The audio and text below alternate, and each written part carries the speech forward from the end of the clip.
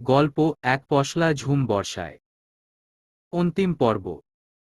লেখনীতে তানজিল মিম। ফারিস চুপ থাকে।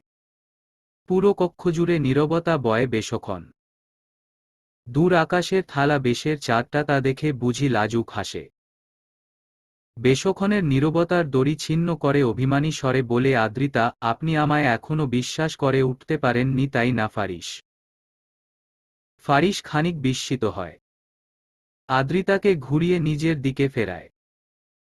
চোখে চোখ রেখে শীতল স্বরে আওড়ায়, এমন মিথ্যে কে বলল তোমায়? আদ্রিতা স্মিথ হাসে। চোখ ভরা অশ্রুগুলোর এক ফোঁটা গড়িয়ে পড়ে নিচে। ফারিস অবাক হয়। আদ্রিতার দুগাল চেপে অস্থির কণ্ঠে বলে, আশ্চর্য, তুমি কাঁদছ কেন? আমার আচরণে আপনি দুঃখ পান, এক কথা আমায় বললেন না কেন? ফারিসের আর বুঝতে বাকি রইল না আদ্রিতার দুঃখ পাওয়ার কারণ। এই আদিবটা না আর বড় হল না। সেই বলেই দিল। ফারিসেরই ভুল হয়েছে, কথাগুলো বলার পর কড়া করে বলা উচিত ছিল, শোনো আদিব, এই কথাগুলো ভুল করেও তোমার ডাক্তার ভাবিকে বলবে না। ফারিস নিরাশ শ্বাস ফেলল। দুহাতে জড়িয়ে ধরল আদ্রিতাকে। শক্ত করে। আদ্রিতা অনুভব করল না তা। নীরবে চোখ বুজিয়ে নিল। এই লোকটা আষ্টেপৃষ্ঠে জড়িয়ে ধরলে আদ্রিতার এত ভালো লাগে, স্বস্তি লাগে, প্রশান্তিকর অনুভূতি হয়, তা বুঝানোর মতো নয়। ফারিস বলতে শুরু করে, আমি তোমায় অবিশ্বাস করি না। তোমায় অবিশ্বাস করা কি আমার সাজে বলে? আমার খালি ভয় লাগে, এই না তুমি আমায় ছেড়ে চলে যাও। আমার মাফিয়া পেশাটা তুমি কিভাবে নিচ্ছ আমি বুঝতে পারছি না। এবার আদ্রিতা বলে, আমার আপনার মাফিয়া পেশা নিয়ে কোনো সমস্যা নেই ফারিস। আমি আপনায় ভালোবাসি, গোটা আপনিটাকেই ভালোবাসি। আমি জানি আপনার মানুষরূপের দুটি সত্তা আছে, যার একটিতে আছে নিষিদ্ধ কর্মকাণ্ড। আপনি চাইলেও এই কর্মকাণ্ড থেকে ফিরে আসতে পারবেন না। আমি এটাও জানি। তাই আমি চাই না আপনি ফিরে আসুন। পিছে কোনো বিপদ ঘটলে তখন। আমি শুধু চাই আপনি আমার হয়ে থাকুন। এত বছর যেভাবে সবার থেকে বিষয়টা লুকিয়ে রেখেছেন, বিশেষ করে কিশোরের থেকে, সেভাবেই লুকিয়ে থাকুন। আমি জানি এই কথাগুলোয় স্বার্থপরতা লুকিয়ে আছে। তবুও আপনার জন্য আমি স্বার্থপর হতে রাজি ফারিস। দয়া করে এই বিষয়টা নিয়ে আপনি আর কষ্ট পাবেন না। ফারিস চুপ করে থাকে। অতঃপর প্রসঙ্গ পাল্টে প্রশ্ন করে, এগুলো তুমি সাজিয়েছ? আদ্রিতা ফারিসের বাম দিকের বুকের অংশে নাক ঘষে না বুঝায়। জানায়, আদিব ভাইয়া করেছে। আর বিলীন হওয়ার কথাটাও বুঝি আদিব শিখিয়ে দিয়েছে। দুষ্টু হেসে বলে ফারিস। আদ্রিতা লজ্জা পায়। ফারিসের থেকে নিজেকে দূরে সরায় তৎক্ষণাৎ। লাজুক স্বরে বলে, আপনি একটা অসভ্য লোক। এই কথা আদিব ভাই কেমনে বলে দিবে? সে কি আপনার মতো বেহায়া? অবশ্য তার বউয়ের সাথে হতে পারে, আমার সাথে কেমনে হবে? শেষ কথাটায় আদ্রিতা মুখ ভার করে ফেলে। ফারিস দেখতে পেয়ে হাসে। নিদারুণ দেখায় হাসি। কপাল কুঁচকে চোখ দুটো ডেবে যায় সেই হাসিতে। ফর্সা দাঁত বের হয় খানিকটা। আদ্রিতা মুগ্ধ নয়নে চেয়ে চেয়ে দেখে সেই হাসি। ফারিস তাকায় আদ্রিতার দিকে। জর্জেট শাড়িটাতে যেন বেশ মানিয়েছে আদ্রিতাকে। শাড়ির ভাঁজে আদ্রিতার ফর্সা পেটটা খানিকটা দৃশ্যমান। এতক্ষণ লক্ষ্য করেনি ফারিস। আচমকা কেমন নেশাগ্রস্ত লাগল নিজেকে। ফারিস এগোলো একটু। আদ্রিতার কোমর জড়িয়ে ধরে নিজের কাছে আনল। আদ্রিতা থমকাল। ফারিসকে লক্ষ্য করল। ফারিসের চাহনি নেশাল। ফারিস আদ্রিতার কানের কাছে মুখ নিয়ে নেশাভরা কণ্ঠে বলে, এমন বেসামাল শাড়ি পরেছ কেন? আমি কিন্তু বদ্ধ উন্মাদনায় ভুগছি। আদ্রিতা কি বলবে বুঝতে পারছে না। সরে আসবে।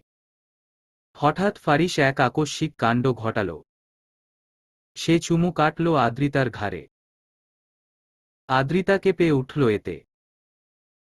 সর্বাঙ্গ বুঝি শিহরিত হয়ে উঠল মুহূর্তেই। ফারিস কোলে তুলে নিল আদ্রিতাকে। দুষ্টুস্বরে বলল, আজ এই মাফিয়া সাহেবের থেকে আপনায় কেউ বাঁচাতে পারবে না ডাক্তার ম্যাডাম। আদ্রিতা সে কথার জবাব দিল না। লজ্জায় মুখ লুকালো ফারিসের বুকে। ফারিস আদ্রিতাকে বিছানায় শুয়ে দিয়ে মৃদু হাসল।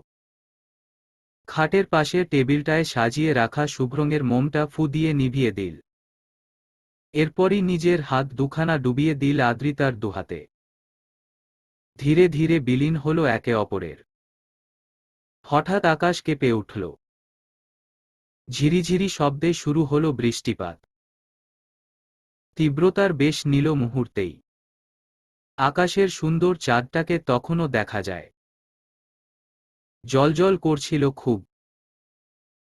বোধহয় বলছিল একেই বলে সঠিক সময়ের মধুময় প্রেমবর্ষণ। সময় সময় বড়ই অদ্ভুত একটা জিনিস। এই সময় মানুষের জীবনটা হঠাৎ হঠাৎ বদলে দেয়। হঠাৎ দুঃখ বয়ে আনে, আবার দুঃখ হাটিয়ে সুখ দেয়। কারো জীবনে নতুন মানুষের আগমন ঘটায়। কাউকে দেয় বিষাক্ত বিচ্ছেদের বিষাদ। সময়ের সাথে তাল মিলিয়ে মানুষ বদলায়, প্রকৃতি বদলায়, বদলে যায় দিন, ক্ষণ, তারিখ। তেমনি বদলে গেছে আদ্রিতা ফারিসের জীবন। বদলেছে আদিব চাঁদনির জীবন। বদলেছে মৃদুল মিথিলার জীবন। বিয়ে করেছে মুনমুন আর রনি। সবশেষে বিয়ের কথাবার্তা চলছে নয়নতারা আর আশরাফের। দেখতে দেখতে ফারিস আদ্রিতার সংসার জীবনের কেটে গেল একটি বছর, যাকে দিনে হিসেব করলে হয় ৩৬৫ দিন। কেমনে যে চলে কেউ ধরতেই পারল না। আজ রবিবার, মাস জানুয়ারির মাঝপথ। খানিক শীত, খানিকটা গরমের হাবভাব। এবছরটায় খুব একটা শীত পড়েনি। আদ্রিতা খুব সকাল সকাল বের হচ্ছে হসপিটাল। পরপর কয়েকটা সার্জারির অপারেশন আছে তার। পুরো দিনটাই ব্যস্ত আজ। ফারিস বিছানায় শুয়ে বেঘোর ঘুমে মগ্ন। গায়ে জড়ানো মোটা কম্বল। আদ্রিতা পরিপাটি পোশাক পরে বিছানার দিকে তাকাল। ঘড়িতে সকাল ৯টার কাঁটায় ছুঁই ছুঁই। আদ্রিতা ফারিস দিকে তাকিয়ে বলল, বখাটে সাহেব শুনতে পাচ্ছেন, আমি কিন্তু যাচ্ছি। ফারিস নড়ল না এক চুলো। আদ্রিতা দ্রুত সামনের জানালাটার সাদা পর্দা সরাল। সঙ্গে সঙ্গে এক ফালি রোদ্দুর চোখের উপর পড়ল ফারিসের। ফারিস খানিকটা নড়েচড়ে উঠল এতে। মিহিকণ্ঠে বলল, উফ, বেলিপ্রিয়া, কি হচ্ছে? আমি ঘুমাই না। আদ্রিতা মিষ্টি হেসে ফারিস মুখের সামনে দাঁড়াল। এতে ছায়া পড়ল ফারিসের চোখে। আদ্রিতা বলল, ওঠো না কেন? আমি যাব এখন। ফারিস চোখ খুলে তাকায় সঙ্গে সঙ্গে। বিস্ময়কর চাহনি নিয়ে বলে, যাব মানে? কোথায় যাবে তুমি? আদ্রিতা বিছানায় বসল। ফারিসও উঠে বসল তখন। শরীর জুড়ে ক্লান্তি তার। আদ্রিতা বলে, তোমায় কাল বললাম না আজ আমার পরপর কয়েকটা অপারেশন করাতে হবে? তাই যাচ্ছি। বেলা গড়িয়ে ফিরব। তুমি চিন্তা করো না কেমন? কথাটা বলে ফারিসের গালে চুমু কাটে আদ্রিতা। এরপর নিজের গালটাও এগিয়ে দেয় ফারিসের দিকে। ফারিসও ঘুম জড়ানো চোখে নিজের অধর ছোঁয়ায়। এটা নিয়ম। কেউ বাড়ি থেকে বের হওয়ার পূর্বে এক অপরের গালে চুমু কাটে। আদ্রিতা নিজের ব্যাগটা নিল। উঠে দাঁড়িয়ে বলল, যাই তবে। ফারিস উত্তর দিল না। হাত টেনে ধরল আদ্রিতার। আদ্রিতা অবাক হয়ে বসল খাটে। চোখের ইশারায় বুঝাল, কি হল? ফারিস সে ইশারা বুঝেও জবাব দিল না। আদ্রিতা ঠায় চেয়ে নিরাশ স্বরে বলে, কিছু বলবে না? ফারিস সে কথার জবাব না দিলেও কাছে টেনে নেয় আদ্রিতাকে। বুকে জড়িয়ে ধরে হঠাৎ। আদ্রিতা মিষ্টি হেসে বলে, সকাল সকাল এত প্রেম? বাহ বাহ। ফারিসের হাতের বাঁধন শক্ত হল। আদ্রিতা উপলব্ধি করল তা। কিছু বলল না। ফারিস মলিন মুখে প্রশ্ন করল, তোমার অপারেশন শুরু কয়টায়? আদ্রিতা কিছুটা অবাক হলেও ভাবল না তেমন। বলল, 10টা 15। এখন বাজছে কয়টা? 9টা 5। তার মানে আমার কাছে এখনো সময় আছে 70 মিনিট। কিসের সময় বলো তো? কেন তোমাকে জড়িয়ে ধরে বসে থাকার? আমি তো এখন বের হব। এখনো তো 1 ঘন্টার বেশি বাকি, একটু বসে গেলে হয় না? তুমি তো জানো আমি অপারেশনের 1 ঘন্টা আগে হসপিটাল যাই। একটু নিজেকে গোছাই। আজ একটু অনিয়ম করলে হয় না? ফারিস শেষ কথাটা এমন মলিন স্বরে বলল যে আদ্রিতা চেয়েও বারণ করতে পারল না। মিষ্টি হেসে বলল, ঠিক আছে। ফারিস খুশি হল। সময়টা তখন টিপটিপ করে বাড়ছে। ফারিস চুপচাপ বসে আদ্রিতা জড়িয়ে ধরে। কোনো কথা বলছে না। সময় চলতে চলতে 10টা 15 বাজতে 30 মিনিট বাকিতে ঠেকে।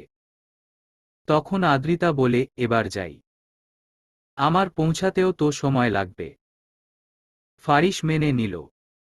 ছেড়ে দিল আদ্রিতাকে। কপালে চুমু কেটে বিষণ্ণ স্বরে শুধাল, কেমন যেন আমার মনে হচ্ছে তুমি গেলেই আমি হারিয়ে যাব। আদ্রিতা কপট রাগ দেখাল। তীক্ষ্ণ স্বরে বলল, যাওয়ার সময় এ কেমন কথা?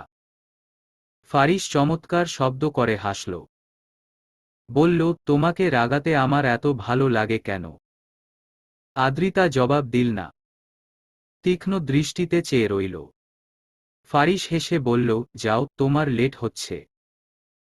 আদ্রিতাকে অসহায় দেখাল। এক প্রকার বাধ্য হয়েই নিজের ব্যাগটা নিল। নিরাশ ভঙ্গিতে বলল, কোথাও যাবে না? বাসায় বসে থাকবে? আমি যত তাড়াতাড়ি সম্ভব বাসায় আসব। ফারিস বলল, আচ্ছা। এখন যাও। আদ্রিতা যেতে নিল। আবার দাঁড়াল। পিছন ঘুরে মলিন মুখে বলল, কোথাও যাবে না কিন্তু? ফারিস মাথা নাড়িয়ে জানান দিল, যথা আজ্ঞা মাই বেলিপ্রিয়া। ফারিসের কাণ্ডে ফিক করে হেসে দিল আদ্রিতা। বলল, আসছি। অতঃপর আদ্রিতা চলে গেল। ফারিসের উজ্জ্বল মুখখানা হঠাৎ মলিন হল। নিরাশাতায় ভরে উঠল চারপাশ। সে গলা ছেড়ে ডাকল, আদিব। পিনপতন নীরবতা বিরাজ করছে পুরো কক্ষ জুড়ে। জানালার কার্নিশ ছুঁয়ে ছুটে আসছে বাতাস। রোদের আলোতে ভরপুর পরিবেশ। আদিব চুপচাপ দাঁড়িয়ে। কিছুক্ষণ আগে ফারিসের ডাকে ছুটে এসে দাঁড়াল। ফারিস কিছু বলছে না, চুপচাপ বিছানা বসে। ফারিস গায়ের কম্বলটা পা থেকে সরাল। এক ঝলক আদিবের দিকে তাকিয়ে পা ঝুলিয়ে বসল। মাথা নুইয়ে বলল, আমি একটা সিদ্ধান্ত নিয়েছি আদিব। আদিব তড়িৎ চমকে তাকালো ফারিসের দিকে। খানিক ভীতু স্বরে শুধাল, কি সিদ্ধান্ত ভাই? ফারিস চুপ হয়ে গেল। কথা আটকে আসছে নাকি? কি সাংঘাতিক! ফারিসের এত বছরের জীবনে এমন আকস্মিক ঘটনা কখনো হয়নি। ফারিস দম ছাড়ল। আদিব হতভম্ব হয়েছে। খানিক এগিয়ে প্রশ্ন করল, কি হলো ভাই? কথা বলছো না কেন? ফারিস চাইল আদিবের দিকে। চোখ জোড়ায় বিষণ্ণের হইচই। আদিবের বুক হঠাৎ অজানা ভয়ে কামড়ে উঠল। সে নিচে বসে পড়ল আচমকা। তোড়তোড় করে ফারিসের হাত জড়িয়ে ধরে বলল, আমাদের ছেড়ে যাওয়ার চিন্তা করছো না তো ভাই? ফারিসের চোখে মুখে অসহায়ত্বতা ফোটে। ছোট্ট প্রশ্ন করে, চাঁদনি কি ঘরে? আদিব মাথা নাড়িয়ে জবাব দেয়, না। ও তো খুব ভোরে চট্টগ্রাম গেছে। এবার ফারিস হাত ধরল আদিবের। আদিব থমকে গেল হঠাৎ। ফারিস ভাইয়ের আচরণ ঠিক লাগছে না। ফারিস বলল, তোমায় একটা কাজ করতে হবে আদিব। আদিব বিমূর্ছে বলে, কি কাজ ভাই? তুমি এই শহর ছেড়ে চলে যাবে? তোমার যে ফারিস নামের একটা পাতানো ভাই আছে এটা তোমায় ভুলতে হবে। আদিব বিস্মিত হয়ে গেল ফারিসের কথা শুনে। এসব কি বলছে ফারিস ভাই? চলে যাবে, ভুলে যাবে? এগুলোর মানে কি? আদিব হতাশার ঘোরে বলল। এসবের মানে কি ভাই? ভুলে যাব কেন? মানে একটাই, তুমি এই শহর ছাড়ছ। কেন ছাড়ব? আমি তোমায় ছেড়ে কোথাও যাব না। আর আচমকা এসব কি? বাচ্চাদের মতো জেদ করো না আদিব। তুমি অবুঝের মতো কথা বলছ। আচমকা শহর ছাড়ব কেন? তুমি আমার সাথে থাকলে বিপদে পড়বে। কিসের বিপদ? আমি পুলিশের কাছে আত্মসমর্পণ করব আদিব। তড়িৎ উত্তর ফারিসের। মুহূর্তের মধ্যে থমকে গেল আদিব। স্তব্ধ হয়ে গেল চারপাশে। এখনো যেন ফারিসের ঠান্ডা স্বরে বলা কথাটা কানে বাজছে আদিবের। আমি পুলিশের কাছে আত্মসমর্পণ করব আদিব। আদিব বিমূঢ় চেয়ে রইল। তার চোখ জ্বলছে। পানি জমা হতে শুধু করছে বোধহয়। ফারিস নিরাশ হল। আদিবের হাত মুঠোবন্দি করে আঁকড়ে ধরল। নিরুপায় ভঙ্গিতে বলল, এভাবে বাঁচা যায় না আদিব। আদিব কিছু বলে না। শুধু চেয়ে রয়। কিছু সময় পর টের পায় তার চোখ বেয়ে লাগামহীন অশ্রু পড়ছে। বুকের ভেতর ভয়ার্ত এক অনুভূতি হচ্ছে। ফারিস বোধহয় ধরতে পারল আদিবের অবস্থা। সে ধমকের স্বরে বলল, ভয় পাবে না আদিব। আদিব তখনও কিছু বলে না। অনেক সময় পর ফারিস বুঝায়, একটা জিনিস কি জানো? আমরা যতক্ষণে না নিজেদের পাপটা উপলব্ধি করতে পারি ততক্ষণ পর্যন্ত পাপী কাজটাকে আঁকড়ে থাকবে পারি। আমাদের মনেই হয় না আমরা প্রতিনিয়ত অন্যায় করছি। কিন্তু যেই উপলব্ধি করি ভুল হচ্ছে, প্রিয় মানুষদের সাথে অন্যায় করছি, তখনই কষ্ট হয়। শুরুতে তো সব ঠিকই ছিল। কিন্তু এখন আর নিতে পারি না। কাজটা করতে চাচ্ছি না, আবার ছেড়ে দিতেও পারছি না। তাই ভেবে দেখলাম আমার পুলিশের কাছে আত্মসমর্পণ করাটাই ঠিক হবে। আমি শুনেছি নিজ থেকে আত্মসমর্পণ করলে শাস্তি কম পাওয়া যায়। ওনারা নিশ্চয়ই ৫-৬ বছর পর আমায় ছেড়ে দিবেন। তখন তো আমি ফিরেই আসব। সব ছেড়ে ছুড়ে সাধারণ জীবন গড়ব। আদিব তড়িৎ বলে ওঠে, যদি না ছাড়ে? ফারিস বিছানায় থেকে নামল। আদিবকে বসা থেকে উঠাল। হেঁটে হেঁটে বুঝাল, কেন ছাড়বে না? আমি নয়নতারার সাথে কথা বলেছি। ও বলেছে নিজ থেকে আত্মসমর্পণ করলে শাস্তি কম হয়। কিন্তু কিশোর যদি আমায় ধরতে পারে তাহলে নির্ঘাত মৃত্যু। আদিবের রুহু বুঝি কেঁপে উঠল ফারিসের শেষ কথা শুনে। ফারিস বলে, এবার বুঝচ্ছ তো আদিব আমি কেন নিজ থেকে ধরা দিতে চাইছি? আদিব কান্নামিশ্রিত স্বরে বলে, আমার খুব ভয় হচ্ছে ভাই। আমিও যাই তোমার সাথে। আমারও তো দোষ আছে। শাস্তি তুমি একা কেন পাবে? আমিও পেতে চাই। ফারিস তড়িৎ রেগে যায়। ধমকের স্বরে বলে, কিসের শাস্তি পাবে তুমি? তোমার কোনো দোষ নেই। তুমি নিষ্পাপ। কা করেছি। আদিব মানতে চায় না। সে বলে, আমি ওসব জানি না। আমিও তোমার সাথে যাব ভাই। ফারিস চাইল আদিবের দিকে। ছেলেটা যে এত কেন ভালোবাসে তাকে কে জানে। ফারিস মিষ্টি হাসল। বলল, সবাই চলে গেলে আমার বউ, তোমার বউ এদের দেখবে কে? তাছাড়া তুমি পাপী নও আদিব। পাপী আমি। আমাদের আবার দেখা হবে তো। আদিব বিতৃষ্ণা নিয়ে বলে, সব বুঝলাম, কিন্তু আমায় শহর ছাড়তে হবে কেন? কারণ আমি যতদিন জেলে থাকব ততদিন তুমি আমার সাথে দেখা করতে যাবে না। আমি যে অবস্থাতেই থাকি না কেন তুমি যাবে না। এই শহরে থাকলে না তুমি এই শহর নয় এই দেশ ছাড়বে আদিব। সঙ্গে করে আদ্রিতা আর চাঁদনীকেও নিয়ে যাবে। ফারিসের হঠাৎ মনে হল, সে একটা ভুল করেছে, দেশ ছাড়ার বিষয়টা তার আরও আগে ভাবা উচিত ছিল। খুব বড় ভুল হলো একটা। আদিব রাগ দেখালো এবার। কপট তীক্ষ্ণ কণ্ঠে জানালো, সে কোথাও যাবে না। যা হবে সবটা সে নিজ চোখে দেখবে। ফারিস মানতে চাইল না।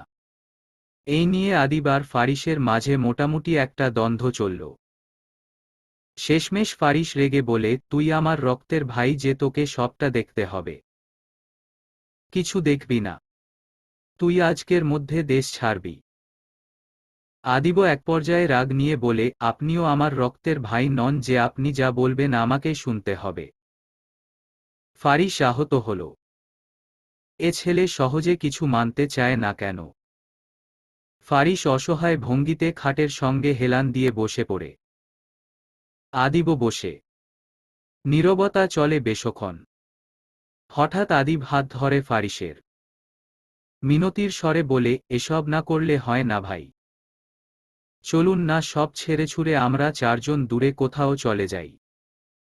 ফারিস শুকনো হেসে বলে, তোমার কি মনে হয় এতে আমরা ভালো থাকব? আমার সাথে যাদের লেনদেন, ব্যবসায়ের আদান প্রদান চলছে তারা এত তাড়াতাড়ি ছেড়ে দিবে আমাকে? আদিব কিছু বলে না। ফারিস তপ্ত নিঃশ্বাস ফেলে ক্লান্ত স্বরে বলে, আমায় যেতে দেওয়া আদিব। দেখে নিও আমি ফিরব। খুব তাড়াতাড়ি আমাদের দেখা হবে। আমি প্রাণ খুলে নিঃশ্বাস নিয়ে বাঁচব। কতদিন হয়ে গেল আমি প্রাণ খুলে নিঃশ্বাস নেই না। আমি প্রাণ খুলে নিঃশ্বাস নিয়ে বাঁচতে চাই আদিব। কাল আমার ছেলে মেয়ে হলে তারা যেন কোনোদিন বলতে না পারে তাদের বাবা খুব খারাপ মানুষ, একজন দেশ বিরোধী মাফিয়া।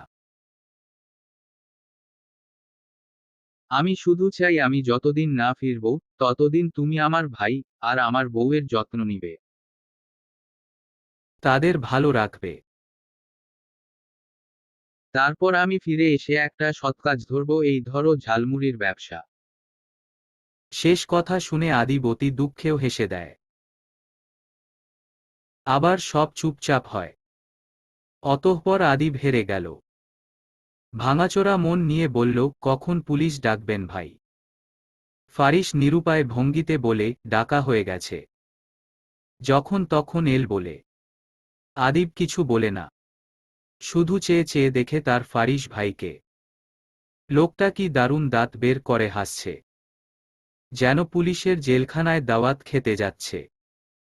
গোধূলি বিকেল। চারপাশ লালচে হয়ে আছে পুরো। জানালার কার্নিশ ছুঁয়ে ছুঁয়ে পর্দা নড়ছে। ফারিসের রুম ফাঁকা। ফারিস নেই। আদ্রিতা খুশি মনে ছুটে আসল ঘরে। আজ একটা খুশির দিন, আদ্রিতা মা হতে চলেছে। আদ্রিতা বাড়ি বয়ে আসতে আসতে ভেবেছে সে ছুটে এসেই ফারিসকে জড়িয়ে ধরে বলবে, আপনি বাবা হতে চলেছেন মিস্টার বখাটে। ঘরে ঢুকেই আদ্রিতার মুখ ফ্যাকাশে হল। ফারিস ঘরে নেই। গেল কই? এই লোকটা আর ঠিক হল না। আদ্রিতা এতবার বলল বাহিরে না যেতে, তাও গেল। আদ্রিতা উচ্চ আওয়াজে ডাকল, আদিব ভাইয়া। আদিব দ্রুত পায়ে ছুটে আসল। তার চোখ ফুলো ফুলো। আদ্রিতা আদিবের উপস্থিতি টের পেতেই জিজ্ঞেস করল, তোমার ভাই কই? আদিব জবাব দেয় না। আদ্রিতা ঘুরে তাকায় আদিবের দিকে। চোখমুখের বেহাল অবস্থা দেখে প্রশ্ন করে, তোমার কি হয়েছে ভাইয়া?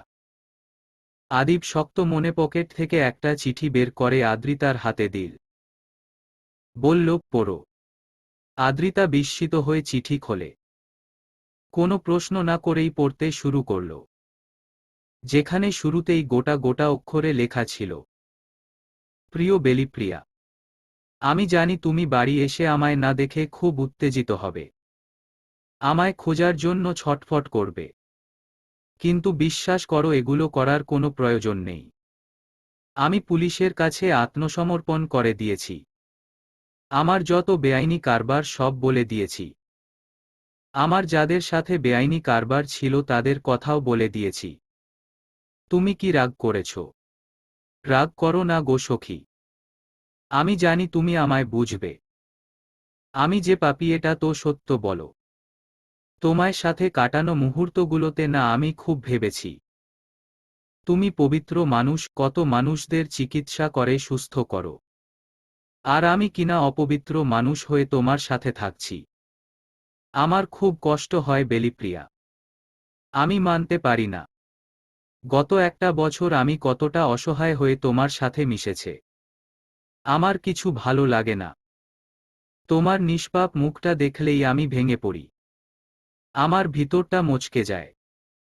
ইচ্ছে করে কোনো এক ধারালো অস্ত্র দিয়ে নিজেকে ক্ষতবিক্ষত করি। আমার এত পাপী শরীর তুমি সাদরে গ্রহণ করছো, এও যেন আমার কাছে বিষাক্ত লাগে।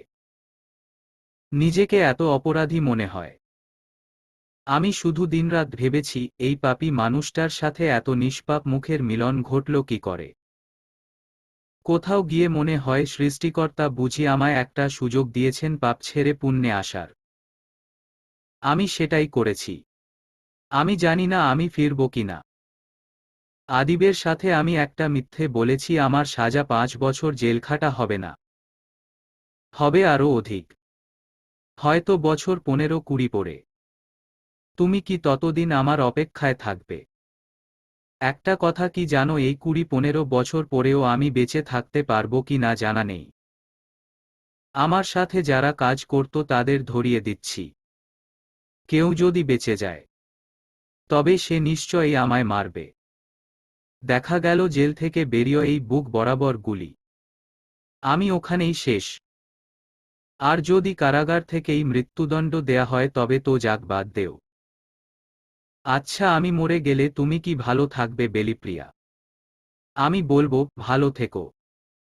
অন্তত পাপী পুরুষ থেকে তো মুক্তি পেলে। আজ তবে গেলাম। যদি ফিরি তবে আমাদের আবার সংসার হবে। আর যদি না ফিরি তবে। শুনেছি মানুষ অপূর্ণতা নিয়ে মরে গেলে তাদের নাকি আবার জন্ম হয়। কথাটা কতটুকু সত্য জানা নেই।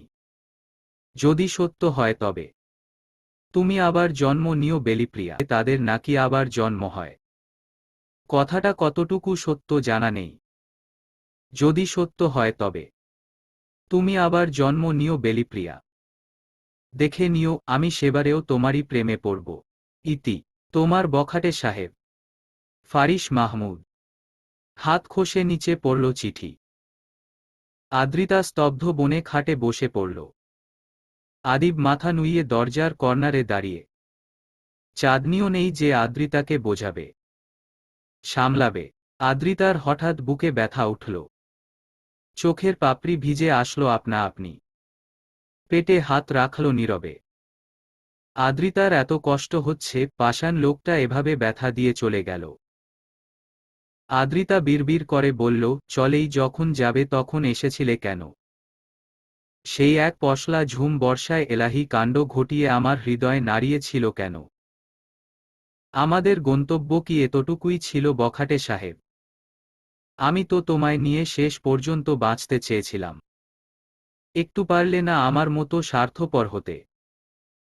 এখন এই ভাঙামন নিয়ে আমি কিভাবে চলব ফারিস? আমাদের সন্তান, তাকেই বা কি জবাব দিব? তুমি এমনটা কেন করলে? একেবারেই কি না করলে হতো না। আদ্রিতা ভেঙে পড়েছে। তার মস্তিষ্ক কাজ করা বন্ধ করে দিয়েছে। চারপাশ বুঝি ফারিসের শূন্যতায় খা খা করছে। আদ্রিতা নিজের মাথা চেপে ধরল। আদিব এগিয়ে আসলো তখন। তারও তো কষ্ট হচ্ছে। ফারিস ভাই খুব বাজে কাজ করেছে। এটা না করলে কি সত্যিই হতো না? আদিব আদ্রিতার পাশে এসে বসল। আদুরে গলায় বলল, ডাক্তার ভাবি। আদ্রিতা অশ্রুমাখা চোখ নিয়ে তাকালো আদিবের দিকে। শান্ত গলায় বলল, কাজটা কি ঠিক করলো আদিব ভাইয়া? আদিব সঙ্গে সঙ্গেই জবাব দিতে পারে না। চুপ থাকে। কিছু সময় যায়। আদিব কথা সাজায়। এরপর নিজেকে ধাতস্থ করে বলে, প্রথম প্রথম আমারও মনে হয়েছিল ভাই কাজটা ঠিক করেনি ডাক্তার ভাবি। কিন্তু এখন মনে হচ্ছে বোধহয় দরকার ছিল। ফারিস ভাই নিতে পারছিল না ব্যাপারটা। তার কষ্ট হচ্ছিল, আঘাত লাগছিল। আমি আজ করতে পারছি ভাই কতটা যন্ত্রণা নিয়ে এই কঠিন সিদ্ধান্তটা নিয়েছে। তুমি চিন্তা করো না ভাবি। ভাই আমায় বলেছে 4-5 বছর পর ভাই ফিরে আসবে। তারপর আমরা নতুন করে বাঁচব। জানো তো ভাই আমায় কখনো মিথ্যে বলে না। ভাই তোমায় চিঠিতে বলেছে না এসব? আদ্রিতা মাথা নাড়ায়। যার অর্থ বলেছে। আদিব খুশি হল। বলল 5 বছর খুব বেশি সময় না ভাবি। দেখবে দেখতে দেখতে কেটে যাবে। ভাই আমাকে একটা দায়িত্ব দিয়েছে। বলেছে ভাই যতদিন না ফিরে আসে ততদিন আমি তোমার খেয়াল রাখি। তুমি কোনো চিন্তা করো না ভাবি, আমি আছি তো। আর চাঁদনিও তো আছে। ভাই ফিরে আসবে ভাবি, দেখে নিও ভাই তাড়াতাড়ি ফিরে আসবে। বলতে বলতে গলা ধরে আসছে আদিবের। নিজেকে শক্ত রাখা যাচ্ছে না। 5 বছর সত্যি কি খুব কম সময়? আদিব নিজের চোখ মুছতে মুছতে আবার বলল, তুমি কষ্ট পেও না ভাবি। দেখো না আমিও কষ্ট পাচ্ছি না। আদ্রিতা বিস্মিত নজরে তাকিয়ে থাকে আদিবের দিকে। চোখের সামনে দেখতে পাচ্ছে আদিব কাঁদছে, কষ্ট পাচ্ছে, তবুও মুখে বলছে কষ্ট পাচ্ছে না। কি অদ্ভুত! দুজনের মাঝে নীরবতা চলল অনেকক্ষণ। সন্ধ্যা নেমে আসছে ধরণীতে। দূর থেকে মুয়াজ্জিনের কণ্ঠ ভেসে আসছে। আজান দিচ্ছেন তিনি। আদ্রিতা নিজেকে শক্ত করল। চোখ মুছে বলল, আমায় জেলখানায় নিয়ে চলো আদিব ভাইয়া, আমি ওনার সাথে দেখা করতে চাই। আদিব কিছু সময় চুপ থেকে বলে, ওনারা কি দেখা করতে দিবে? আদ্রিতা দাঁড়িয়ে পড়ে বলে, তুমি নামাজ পড়ে আসো ভাইয়া। তারপর আমরা পুলিশ স্টেশন যাব। কথাটা বলেই ওয়াশরুমে ঢুকল আদ্রিতা। অজু করতে হবে। আদিব উঠে দাঁড়াল। নিচে উল্টে পড়ে থাকা ফারিসের চিঠিটা উঠাল। তবে পড়ল না। কারণ ফারিসকে যখন কিশোর হাতে হ্যান্ডকাপ পরিয়ে নিয়ে যাচ্ছিল, তখন আদিব ছিল ঠায় দাঁড়িয়ে। বুক জুড়ে চলছিল কি বিষাদ। ঠিক সেই সময় ফারিস আদিবের হাতে এই চিঠিটা ধরিয়ে দেয়। আদেশস্বরূপ বলে, এটা আদ্রিকে দিও। আর শোনো, তুমি এই চিঠি খুলবে না আদিব। এটা একান্তই আমার বউয়ের জন্য লেখা। তুমি ভুলেও খুলবে না, পড়বে না। আদিব সেই কথা রেখেছে, সে চিঠি খোলেও নি, পড়েও নি। কারণ আদিব কখনো ভাইয়ের হুকুমের অবাধ্য হয় না। আজও হয়নি। আদিব টেবিলের উপর চিঠিটা রেখেই রুম থেকে বের হল। নিজ রুমে গিয়ে নামাজের টুপিটা নিয়ে বেরিয়ে গেল বাসা থেকে। তখন সন্ধে 7:30। আদ্রিতা আর আদিব দাঁড়িয়ে আছে পুলিশ স্টেশনের বাহিরে। আদিব ভিতরে ঢুকবে কি ঢুকবে না ভেবে পায় না। কারণ ফারিস ভাই তাকে বারণ করেছে পুলিশ স্টেশন আসতে। আদ্রিতা বোধহয় ব্যাপারটা বুঝল। সে বলল, তুমি দাঁড়াও ভাইয়া, আমি একাই যাচ্ছি। কথাটা বলে আদ্রিতা একাই চলে গেল। আদিব দাঁড়িয়ে রইল। ভিতরে ঢোকার সাহস এলো না।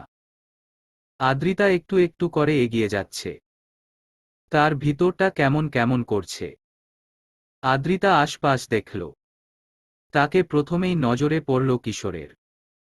সে মিষ্টি হেসে বলল, আসুন ডাক্তার সাহেবা। আমি জানতাম আপনি আসবেন। আদ্রিতা নীরবে এগিয়ে গেল। শান্ত স্বরে বলল, আমি একটু ফারিসের সাথে দেখা করতে চাই অফিসার। কিশোর নাকচ করল প্রথমে। বলল, আমরা তো এভাবে দেখা করতে দিতে পারি না ডাক্তার সাহেবা। আদ্রিতা মিনতির স্বরে বলল, একটু দেখি। কিশোর বুঝল। বলল, ঠিক আছে, তবে একটুই যেন দেখেন। আদ্রিতা আর কথা বাড়াল না। বসা থেকে উঠে দাঁড়াল। এগিয়ে গেল লকআপের দিকে। গায়ে ধূসর রঙের শার্ট, কালো প্যান্ট, অগোছালো চুল, আর শ্যামবর্ণের মুখখানা নিয়ে মাথা নুইয়ে দেয়ালে পিঠ ঠেকিয়ে বসে আছে ফারিস। আদ্রিতার বুক কেঁপে উঠল এমন দৃশ্য দেখে। বুকখানায় এত কষ্ট হচ্ছে তখন। আদ্রিতা নিজের চোখ মুছে ডাকল, মিস্টার বখাটে। তড়িৎ চমকে উঠল ফারিস। চোখ তুলে চাইল তক্ষতনাথ। আদ্রিতার মুখটা দেখল। কেমন থমথমে হয়ে আছে। ফারিসের হৃদয়খানায় বুঝি হাহাকার করে উঠল। ফারিস বসা থেকে উঠে দাঁড়াল। একটু একটু করে এগিয়ে আসল। প্রশ্ন করল, তুমি কেন এসেছ বেলিপ্রিয়া? আদ্রিতা মলিন মুখে চায় বলে, এমনটা করা কি খুব দরকার ছিল ফারিস? ফারিস তপ্ত নিঃশ্বাস ফেলে বলে, বোধহয় ছিল। আমি যে ভালো নেই তুমি কি দেখতে পাচ্ছ? পাচ্ছি।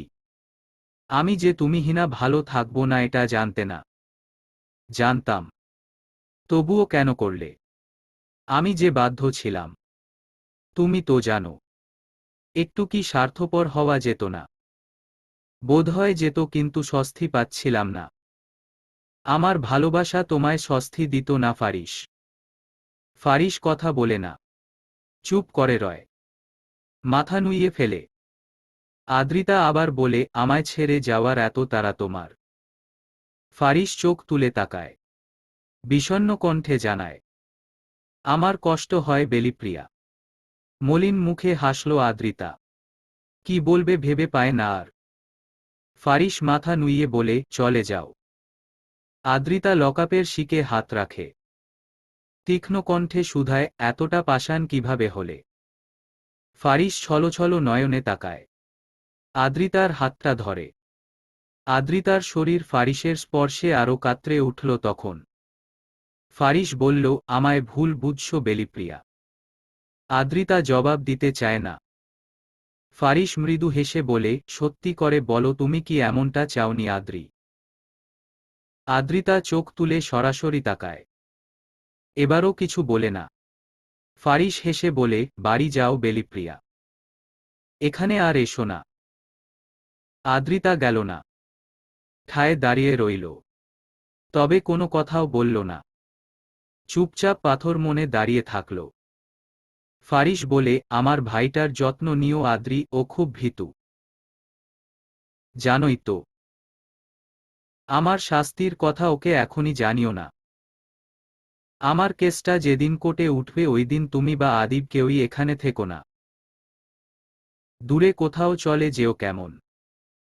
এই বলে আদ্রিতার দুগাল চেপে চোখের পানি মুছে দিল। এরপর খুশি মনে বলল, এবার বাড়ি যাও। নিজের যত্ন নিও বেলিপ্রিয়া। আমি থাকি বা না থাকি নিজের যত্ন নিতে ভুলো না কিন্তু। আদ্রিতা আর সেখানে দাঁড়াতে পারছে না। বুকের ভেতর যে তোলপাড় শুরু হয়েছে তা এত সহজে ঘুচবে না। আদ্রিতা বলল, আমার বুক ফেটে যাচ্ছে। যন্ত্রণায় ছটফট করছে। আমার বাঁচতে ইচ্ছে করছে না। আঁতকে উঠল ফারিস। ঠোঁটে হাত দিয়ে বলল, হুশ। এভাবে বলে না। আমি ফিরব দেখো। আদ্রিতা আর কিছু বলতে পারল না। একরাশ অভিমান, জোরতা, ভয় আর যন্ত্রণা নিয়ে ছুটে আসল। ফারিস শুধু চেয়ে চেয়ে দেখল। পরের দিনটা যেন বিষণ্ণের সকাল। বাংলাদেশের সমস্ত টিভি চ্যানেলে ফারিসের কেচ্ছার কথা জানালো হলো। ঔষধ কোম্পানির আড়ালে ফারিসের এই বেআইনি কারবার। আফিমসহ সকল নেশালো দ্রব্য এবং দেশীয় অস্ত্রের সবটা টিভিতে দেখানো হলো। একদল জনগণ ক্ষিপ্ত হয়ে ফারিসের ঔষধ কোম্পানিতে ভাঙচুর চালালো, কেউ কেউ আগুন জ্বালিয়ে দিল। ফারিসের তৈরিকৃত সকল ঔষধ ব্যান করা হলো। যদিও তাতে কোনো ভেজাল ছিল না। তবুও আদ্রিতার কলিগ, বাবা, মা, ভাই, আত্মীয়স্বজন সবাই হতভম্ব হয়ে গেল এমন নিউজে। একের পর এক কল আসছে আদ্রিতার বাবা, মা, ভাইয়ের ফোনে। তারা ফোন তুলছে না। ফারিসের বাড়িতে ভাঙচুর করা হলো। ভাগ্যিস তখন বাড়ির ভিতর আদিব আর আদ্রিতা ছিল না। খবর পেয়ে সুদূর চট্টগ্রাম থেকে ছুটে আসছে চাঁদনি। এই একদিনের ব্যবধানে কি ঘটে গেল সে বুঝতে পারছে না। ফারিস ভাই মাফিয়া, এই যেন তার বিশ্বাস হচ্ছে না। বাকরুদ্ধ হয়ে গেল আদ্রিতার বন্ধুমহলের সকল সদস্য। মৃদুল, রনি, মুনমুন, আশরাফ ইতিমধ্যে বেরিয়ে পড়েছে আদ্রিতার খোঁজে। প্রাণপ্রিয় বান্ধবীটার কি অবস্থা হচ্ছে এটা তারা ধরতে পারছে না। আদিবকে কল করা হয়েছে। সে একটা অ্যাড্রেস দিয়েছে। সেই অ্যাড্রেসের উদ্দেশ্যেই রওয়ানা দিয়েছে সবাই। এই বিষয়টা সম্পর্কে আদিব ফারিস ছাড়াও নয়নতারা জানত, কিন্তু ফারিস বারণ করায় কাউকে কিছু বলতে পারেনি সে। এজন্য খানিকটা ক্ষিপ্ত আশরাফ। চাপা উত্তেজনায় ভরপুর ঢাকার শহর। আজকের নিউজ চ্যানেলগুলোতে যেন ফারিসেরই উদ্ভাবন। বেলা 11টা। পুলিশ স্টেশনের বাহিরে এসে থামল একটা রিকশা। সেখান থেকে নামল একটি মেয়ে, পরনে সাদা রঙের থ্রিপিস। সে ভিতরে এগিয়ে আসলো। কিশোরের মুখোমুখি দাঁড়িয়ে হাতে একটা কাগজ এগিয়ে দিয়ে বলল, আমি ফারিস মাহমুদের সাথে দেখা করতে এসেছি। আমাকে চিনতে পারছেন ফারিস ভাইয়া? আচমকা এক মেইলি কণ্ঠ কানে আসতেই খানিক চমকে চাইল ফারিস। সাদা থ্রিপিস পরা এক মেয়ে দাঁড়িয়ে। ফারিস বসা থেকে উঠে দাঁড়াল, এগিয়ে গেল মেয়েটির পানে। মেয়েটি ফারিসকে দেখেই মৃদু হাসল। আবার জিজ্ঞেস করল, আমাকে চিনতে পেরেছেন ভাইয়া? ফারিস কতক্ষণ চেয়ে দেখল মেয়েটিকে। অদ্ভুত ব্যাপার, তার মেয়েটির কথা মনে পড়ছে না। ফারিসের স্মৃতি শক্তি খুব একটা ফুরবল নয়, তবুও মেয়েটিকে তার মনে পড়ছে না। মেয়েটি ফারিসের দৃষ্টিভঙ্গি বোধহয় বুঝতে পারল। সে বলল, আমি তিশা ভাইয়া। আপনার মনে আছে ওই 1 বছর আগে মেয়ে পাচারকারীর হাত থেকে রক্ষা করেছিলেন? ফারিসের তড়িৎ মনে পড়ে গেল সবটা। এই মেয়েটা লয়ের স্টুডেন্ট ছিল। ফারিস দারুণ অবাক হল। সে ভাবতেও পারেনি ওই মেয়েটা আসবে। ফারিস বিস্মিত নজরে কতক্ষণ তাকিয়ে থেকে বলল, কেমন আছো তুমি? তিশা মিষ্টি স্বরে বলল, ভালো ভাইয়া। আপনি? আমি তো এই আছি। আপনি সত্যি মাফিয়া ভাইয়া? ফারিস মাথা নাড়িয়ে বলে, দেখে মনে হয় না তাই না? তেমনটাই। আসলে কি বলো তো, দুনিয়ার সব খারাপ মানুষই ভালো মানুষের মুখোশ নিয়ে ঘোরে। আপনি খারাপ মানুষ নন। চমৎকার হাসল ফারিস। বলল, টিভিতে আমার অস্ত্র শস্ত্র মাদকদ্রব্য দেখনি? তিশা কথা বলে না।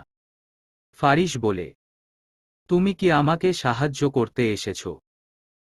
বিষয়টা মিথ্যে হলে আমি প্রাণপণ চেষ্টা করব। ফারিস বলে, আমি যে আত্মসমর্পণ করেছি শোনোনি?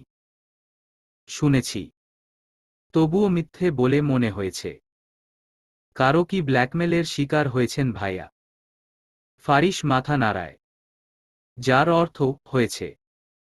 তিশার ঠোঁটে হাসি রেখা দেখা যায়। সে আওয়াজ করে বলে, সত্যি? নাম বলুন, আমি স্বাক্ষর প্রমাণ সংগ্রহ করে আপনায় ছাড়াব। ফারিস আবার হাসে। মেয়েটার কথায় তার এত হাসি পাচ্ছে। ফারিস বলে, সে তো কোনো মানুষ নয় তিশা। তিশা অবাক হয়ে বলল, মানে? আমি যে ভালোবাসায় ব্ল্যাকমেল বদ্ধ তিশা। তিশা ফারিসের কথার আগামাথা বুঝে না। তিশা বলে, আমায় একটু বুঝিয়ে বলুন না। ফারিস দ্বিধাহীন কিছু কিছু বলল। তিশা অবাক না হয়ে পারল না। ভালোবাসার জন্য জেল খাটছে এসেছে ফারিস। তিশা বলল, আমি আপনায় বের করব ফারিস ভাইয়া। আপনি কোনো টেনশন করবেন না, পুরো কেস আমি ঘুরিয়ে দিব। আমি জানি এতে আমাকে অনেকগুলো মিথ্যে সাজাতে হবে, তবুও আমি আপনায় বাঁচাবো। ফারিস সঙ্গে সঙ্গে নাকচ করল তাতে। বলল, লোকে বলে খারাপ মানুষের সাথে মিশলে মানুষ খারাপ হয়ে যায়। তুমি তো আমার সাথে মেশোনি, তবুও খারাপ কেন হচ্ছ? আমি আপনায় বাঁচাতে চাই ভাইয়া। মাঝে মাঝে কিছু ভালোর জন্য আমাদের একটু আধটু খারাপ হতে হয়। এতে আমার আত্মসমর্পণ করে লাভটা কি হলো? বেআইনি কাজ থেকে তো মুক্তি পেলেন। তোমার কি মনে হয় জেল থেকে বের হলেই আমি মুক্ত? শুনেছি আমার সাথে যারা কাজ করত তাদের মধ্যে 2 জন পালিয়েছে। তোমার কি মনে হয় তারা আজীবন পালিয়ে থাকবে, আমায় খুন করতে আসবে না? তিশা কি বলবে বুঝতে পারছে না। ফারিস বলে, একটা কথা বলি শোনো, আইনের পোশাক যেহেতু পরেছ, সবসময় সত্যের হয়ে লড়বে। আর আমার সত্য হলো আমি পাপী। আমার মুক্তি নেই। কঠিন শাস্তি আমার প্রাপ্য। আমি আপনায় সাহায্য করতে চাই ভাইয়া। করবে তো, তবে এবার নয়, পরের বার। পরের বার ফারিস ভুল করবে না। তিশা ছলছল নয়নে তাকিয়ে রয় ফারিসের দিকে। ফারিস শান্ত গলায় বলে, চলে যাও তিশা। আমার এই মুহূর্তে সাহায্যের প্রয়োজন নেই। পরের বার লাগলে আমি নিজে তোমায় ডাকব। তিশা মাথা নুইয়ে বলে, আপনার ওপর যে অভিযোগগুলো আছে তার শাস্তি অনেক কঠিন ভাইয়া। মৃত্যুদণ্ড হওয়ার চান্স 80%। বাকি 20%-এর শাস্তিও সহজ নয়। কম করে হলেও 15 থেকে 20 বছরে জেল। শাস্তির কথা শুনে ফারিস হাসিমুখে বলে, যে শাস্তিই হোক আমি নিতে প্রস্তুত। একটু কি মিথ্যের আশ্রয় নেয়া যায় না? এতদিন যাবৎ তো ছিলাম মিথ্যের আড়ালে, প্রথমবার সত্যের কাছে এলাম। কঠিন হলেও শান্তি পাচ্ছি। মিথ্যেতে শান্তি নেই, আছে গুমোট অশান্তির নিঃশ্বাস। তিশা আর কিছু বলতে পারল না। অতঃপর তাকে নিরাশ হয়েই ফিরতে হল। ফারিস কিছুতেই রাজি হল না। তিশা তপ্ত নিঃশ্বাস ফেলে পুলিশ স্টেশন থেকে বের হল। কি করবে বুঝতে পারছে না। মানুষটা বাজে কাজ করলেও মনটা ভালো ছিল। তিশার মন খারাপ হল। মনে মনে ভাবল, আমার কথাটা মানলে খুব বেশি কি ক্ষতি হতো ফারিস ভাইয়া? প্রশ্ন আসল, তবে উত্তর আসল না। তিশা প্রচণ্ড মন খারাপ নিয়ে চলে গেল। পুরনো বাংলো। এটা হলো সেই বাংলো যেখানে ফারিস আর আদ্রিতা প্রায় আসত। বাংলোর ওই সামনের উঠোনটায় গতবারের শীতের সেই সময়ে আগুন জ্বালিয়ে ফারিস আদ্রিতার কত প্রেমালাপ চলত। আদ্রিতা জানালা দিয়ে তাকিয়ে আছে সেই উঠোনটার দিকে। মন জুড়ে বিষাদ ঘুরছে। আদিবের আওয়াজ শোনা গেল তখন। সে বলছে, ডাক্তার ভাবি আসব। আদ্রিতা পিছন ঘুরে চাইল। আদিব খাবার নিয়ে এসেছে। আদ্রিতা কাল থেকে কিছু খায়নি। আদিব খাবার নিয়ে যেতে যেতে বলল, খাবারটা খেয়ে নেও ভাবি। আদ্রিতা শান্ত ভঙ্গিতে বলে, আমার খেতে ইচ্ছে করে না ভাইয়া। আদ্রিতার অসহায় কণ্ঠস্বর শুনে আদিবের কষ্ট লাগল। খাবারটা বিছানায় রেখে বলল, এভাবে বলে না ভাবি, শক্ত হও ভাই, ফিরে আসবে দেখো। ভেঙে পড়লে কি চলবে বলো? আদ্রিতা হেঁটে আসতে নেয়। দাঁড়িয়ে থাকতে আর ভালো লাগছে না। হঠাৎ আদ্রিতার মাথা চক্কর দিয়ে উঠল। সে পড়ে যেতে নিল, সঙ্গে সঙ্গে তাকে ধরে বসল আদিব। বলল, সাবধানে ভাবি। আদ্রিতা শক্ত হয়ে দাঁড়াতে চাইল। পেট কামড়ে বমি আসল তখন। আদ্রিতা দ্রুত ছুট লাগাল ওয়াশরুমে। আদিব চিন্তিত নজরে তার পানে তাকানো। কাল রাত থেকেই দেখছে আদ্রিতা ভাবি ঠিক নেই। ঘন ঘন বমি করছে। আদিব ওয়াশরুমের দিকে যেতে গিয়েও গেল না। খানিক সংকোচ লাগে। বাড়ির কলিং বেল বাজল তখন। আদিব আদ্রিতাকে বলে চলে যায় নিচে। নিশ্চয়ই আদ্রিতার বন্ধুমহলেরা এসেছে। সোফায় গোল হয়ে বসে আছে আশরাফ, রনি, মুনমুন, মৃদুল আর আদিব। চাঁদনি এখনো চট্টগ্রাম থেকে পৌঁছায়নি। আদ্রিতা ওয়াশরুম থেকে বের হয়ে সোফায় বসেছে মাত্র। মুনমুনি তাকে ধরে বসালো। সবাই ফ্যাল ফ্যাল নজরে তাকিয়ে আছে আদ্রিতার দিকে। আদ্রিতা বেশ বিরক্ত নিয়ে বলল, তোরা এভাবে তাকিয়ে আছিস কেন? আগে কখনো দেখিসনি আমায়? জবাব দিতে চায় না কেউই। কিছু সময় পর মৃদুল বলে, তুই ঠিক আছিস তো আদু? আদ্রিতা স্বাভাবিক কণ্ঠেই বলে, হুম। মুনমুন বলছে, এমন বমি কি তোর ঘন ঘন হচ্ছে? চোখ মুখেরও তো বেহাল অবস্থা। আদ্রিতা কিছু বলার আগেই আদিব বলে উঠল, হুম, কাল থেকেই দেখছি। মৃদুল হেসে বলল, দোস্ত আমরা কি মামা হমু? মৃদুলের আকস্মিক প্রশ্নে হতমত খেয়ে গেল সবাই। এমন একটা সময়ে এই কথাটা কি বলার মতো সময়? রনি বলল, তুই আর মানুষ হলি না। মুনমুন চেয়ে চেয়ে দেখল আদ্রিতাকে। মৃদুলের কথাটা একেবারেও ফেলে দেয়ার মতো নয়। আদ্রিতার চোখ মুখ যেন সেদিকেই ইঙ্গিত দিচ্ছে। আদিব বিস্মিত নজরে তাকিয়ে আছে আদ্রিতার দিকে। আদ্রিতা কিছু বলছে না। মুনমুন বলল, মৃদুলের ধারণা কি ঠিক আদু? আশরাফ বলল, তুইও মৃদুলের মতো শুরু করলি। মুনমুন বলল, আদ্রিতার মুখ থেকেই শুনি। সবাই আদ্রিতার দিকে তাকালো। মুনমুন ফের প্রশ্ন করে, আদু মৃদুলের ধারণা কি সত্যি? আদ্রিতা এবার মাথা নাড়াল। মলিন মুখে জানাল, সত্যি। আদিব হতভম্ব হয়ে গেল আদ্রিতার উত্তর শুনে। বুকের ভেতর আচমকা মোচড় দিয়ে উঠল। এমন একটা সময়ে তার ভাই বাড়ি নেই। আদিবের ভাবতেই কান্না পাচ্ছে। আদিব উঠে দাঁড়াল। তার মনে হলো এই খবরটা ভাইকে দেয়া দরকার। বিষয়টা খুশির হলেও আদ্রিতার বন্ধুমহলের কেউ খুশি হতে পারল না। সবার চোখে মুখে বিষণ্ণ ভাব। এখন কি হবে? ফারিসের কথা চিন্তাও করতে পারছে না কেউ। তারা বুঝতেই পারেনি যাকে নিয়ে তারা পুলিশ স্টেশনে অভিযোগ করতে গিয়েছিল সে আসলেই মাফিয়া ছিল। অথচ তখনকার পরিস্থিতি আর এখনকার পরিস্থিতি কত ভিন্ন। আগামীতে কি হবে কেউ ধরতে পারছে না যেন।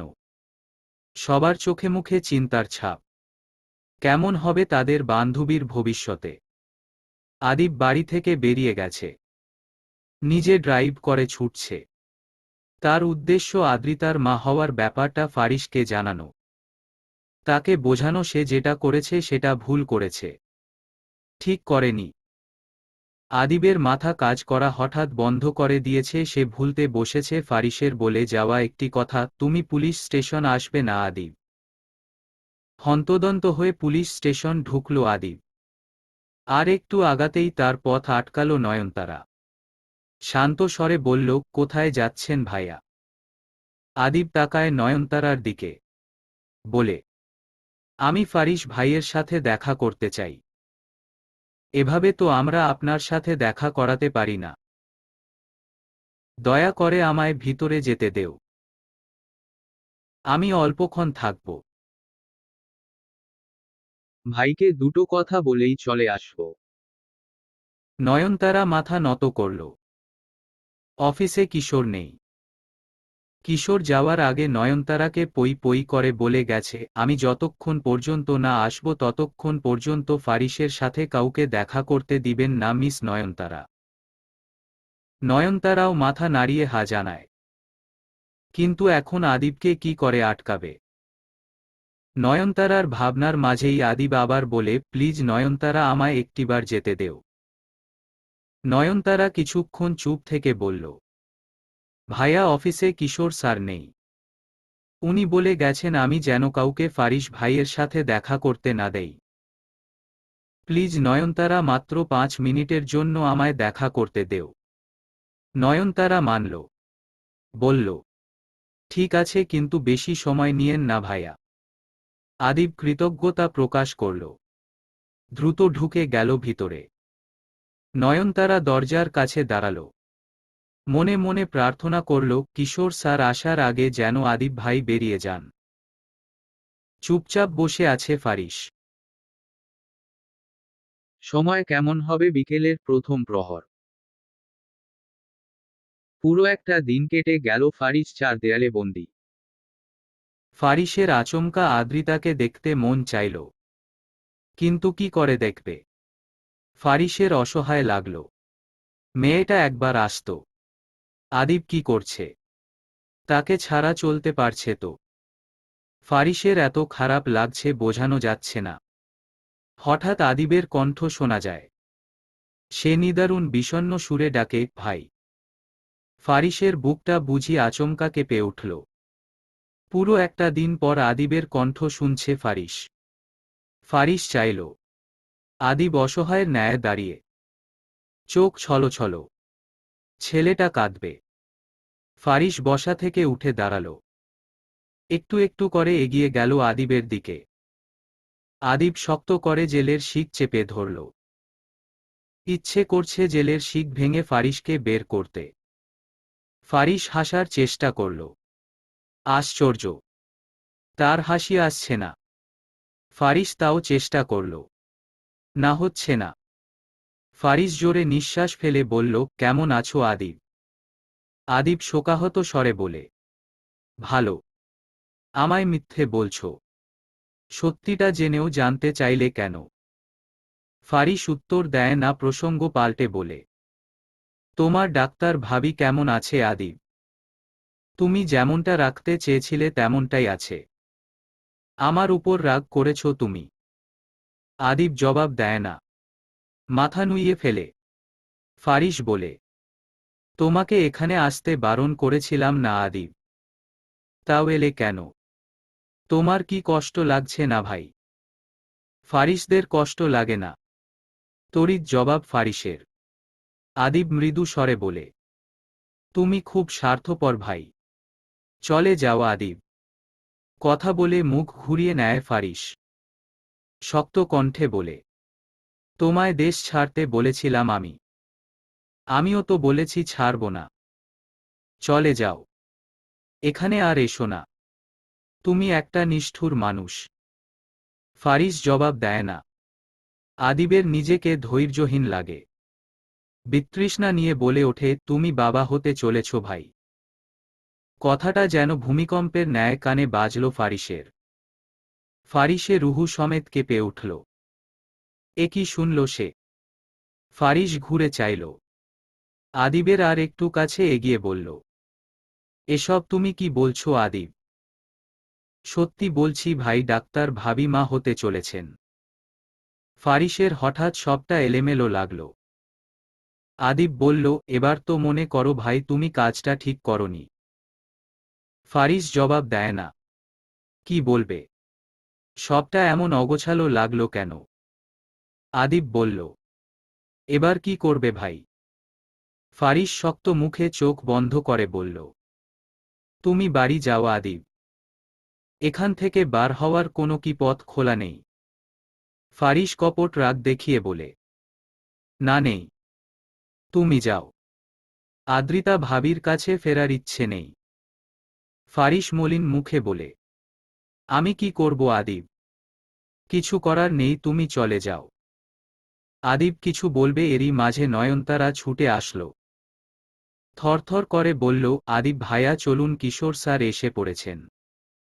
ফারিস আতঙ্কিত স্বরে বলল, তুমি যাও আদিব ভাই। তোমাকে যেতে বলেছি আমি। প্রচুর বিতৃষ্ণা নিয়ে বলল ফারিস। আদিব কিছু সময় চুপ থাকল। ফারিসের অস্থিরতা দেখে আর দাঁড়াল না। আদিব অশ্রু ভেজা চোখে বলল, আপনি খুব খারাপ ভাই। আপনি খুব খারাপ। কথাটা বলেই চলে গেল আদিব। ফারিস ঠায় দাঁড়িয়ে জেলের শিক শক্ত করে চেপে ধরল। তার হঠাৎ রাগ লাগছে। এত রাগ হচ্ছে, ইচ্ছে করছে নিজের প্রাণটাই নিয়ে নিতে। আদ্রিতার মুখখানা চোখের সামনে ভেসে উঠল ফারিসের। ফারিস জেলের দেয়ালে ঘুষি মারল। তার জীবনটা এমন কেন হল? ফারিস ভুল করেছে। আদ্রিতাকে তার জীবনে আনা ঠিক হয়নি। আদ্রিতার জীবন নষ্ট করেছে ফারিস। কথাটাগুলো ভেবেই রাগ হল ফারিসের। সে পরপর কতগুলো ঘুষি মারল দেয়ালে। সেই মুহূর্তে হাজির হল কিশোর। ফারিসকে পাগলের মতো করতে থতমত খেল কিশোর। দৌড়ে ছুটে গেল জেলের ভিতর। ধরল ফারিসকে। বলল, এসব কি করছেন আপনি?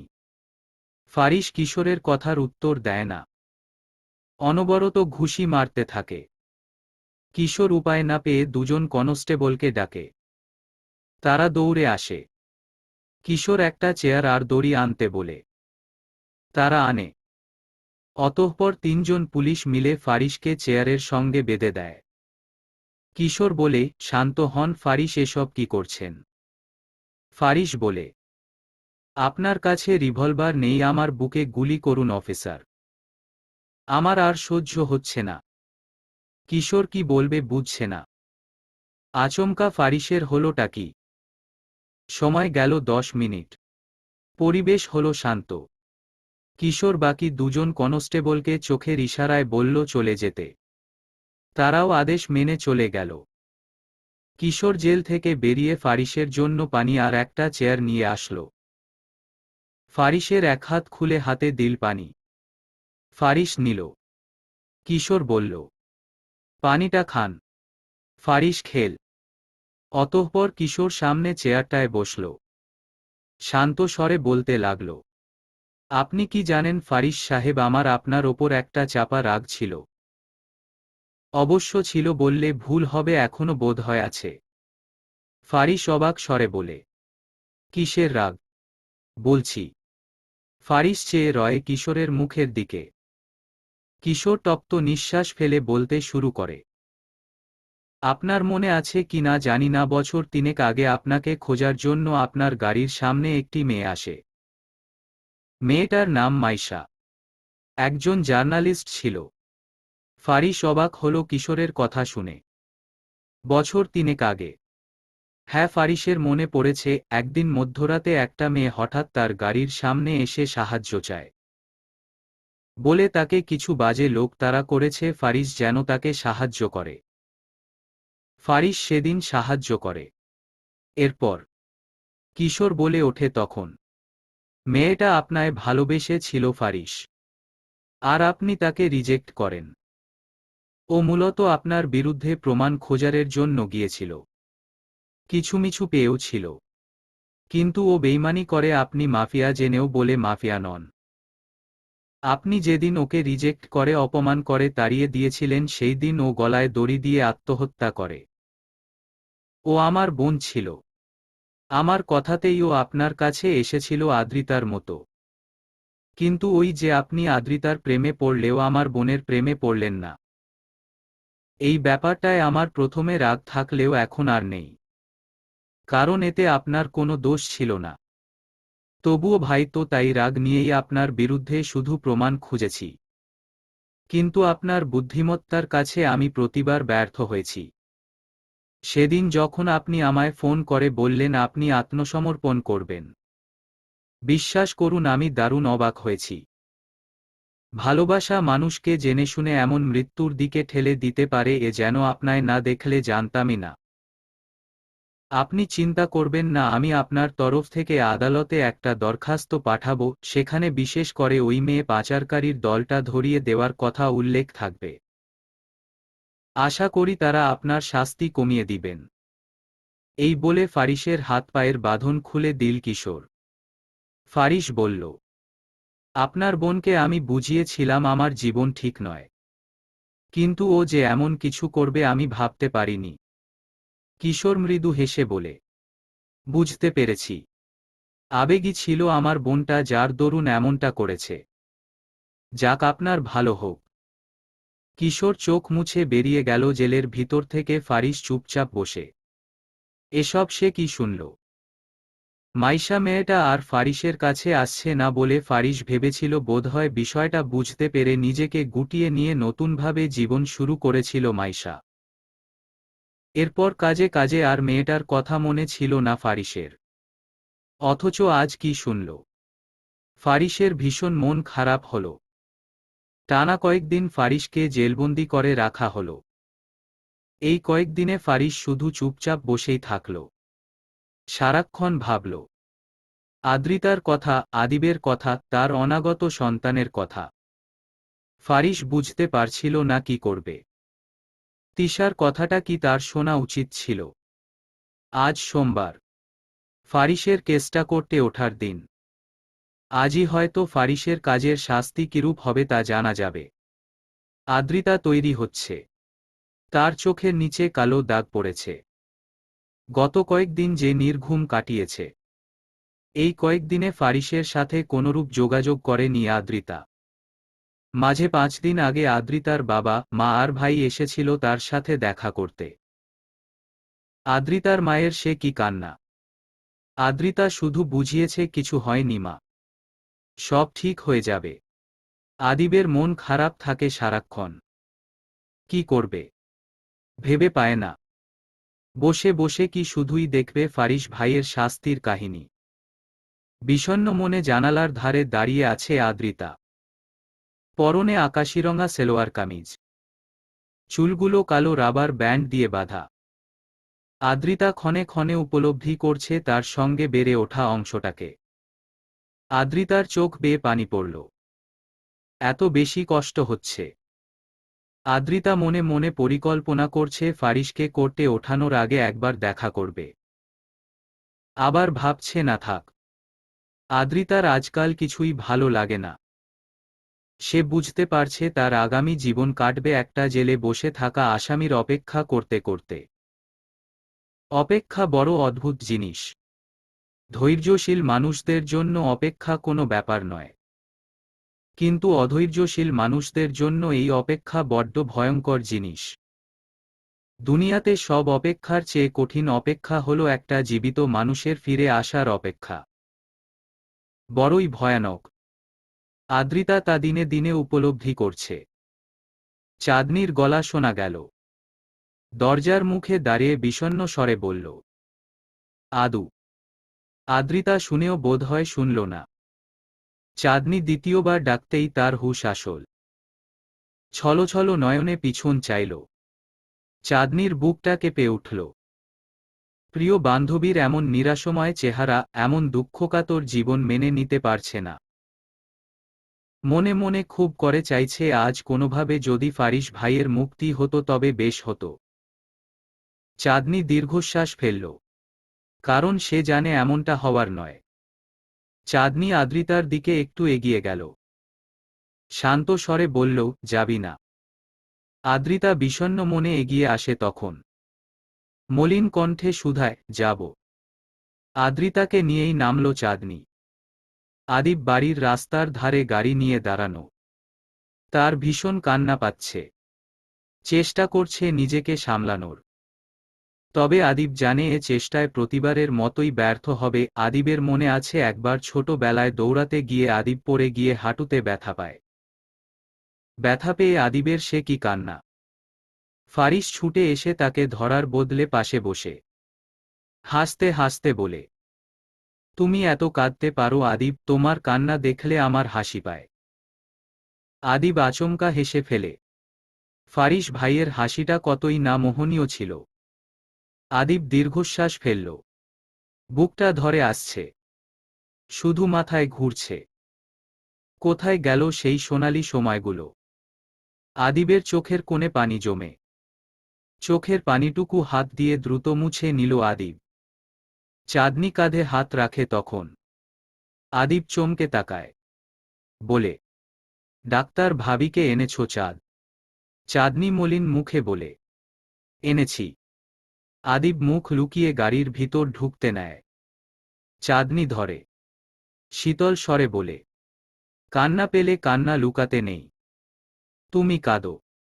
বেশি কষ্ট হলে আমায় জড়িয়ে ধরে কাঁদো। তবুও কাঁদো। আদিব করুণ চোখে তাকায়। হঠাৎ কেমন হয়ে যায়। সে শক্ত করে জড়িয়ে ধরে চাঁদনিকে। বলে, আমার বুক ফেটে যাচ্ছে চাঁদ, আজ ফারিস ভাইয়ের কিছু হয়ে গেলে কি করব আমি? আদিবের পিঠে হাত বুলায় চাঁদনি। ধাতস্থ কণ্ঠে বুঝায়, ভয় পেও না, কিছু হবে না। আদিব কথা শোনে, বুঝে, ভয় না পাওয়ার চেষ্টা চালায়। তবুও তার ভয়টা কমে না। আদালতের কাঠগড়ায় দাঁড়িয়ে আছে ফারিস। মলিন মুখ। পরনে সেই ধূসররঙা শার্ট, কালো প্যান্ট। চুলগুলো এলোমেলো। মুখের খোঁচা খোঁচা দাড়ি খানিক বেড়েছে। চোখে মুখে মলিনতার ছড়াছড়ি। তাকে ঘিরে সামনের বেঞ্চগুলোতে বসে আছে কত শত মুখ। এদের মধ্যে সবচেয়ে করুণ মুখে বসে আছে আদ্রিতা। কতদিন পর আদ্রিতাকে দেখল ফারিস। আদ্রিতার চেহারার দিকে তাকালেই ফারিসের হৃৎপিণ্ড থমকে যাচ্ছে। বারবার মন কইছে, মেয়েটা এলো কেন? না, আসলেই হতো না। আদ্রিতার বন্ধুমহলের সবাই এসেছে। আদ্রিতার বাবা, মা আর ভাইও আছে। পুলিশ বেসে দাঁড়িয়ে আছে কিশোর, নয়নতারা সহ আরও কিছু পুলিশ।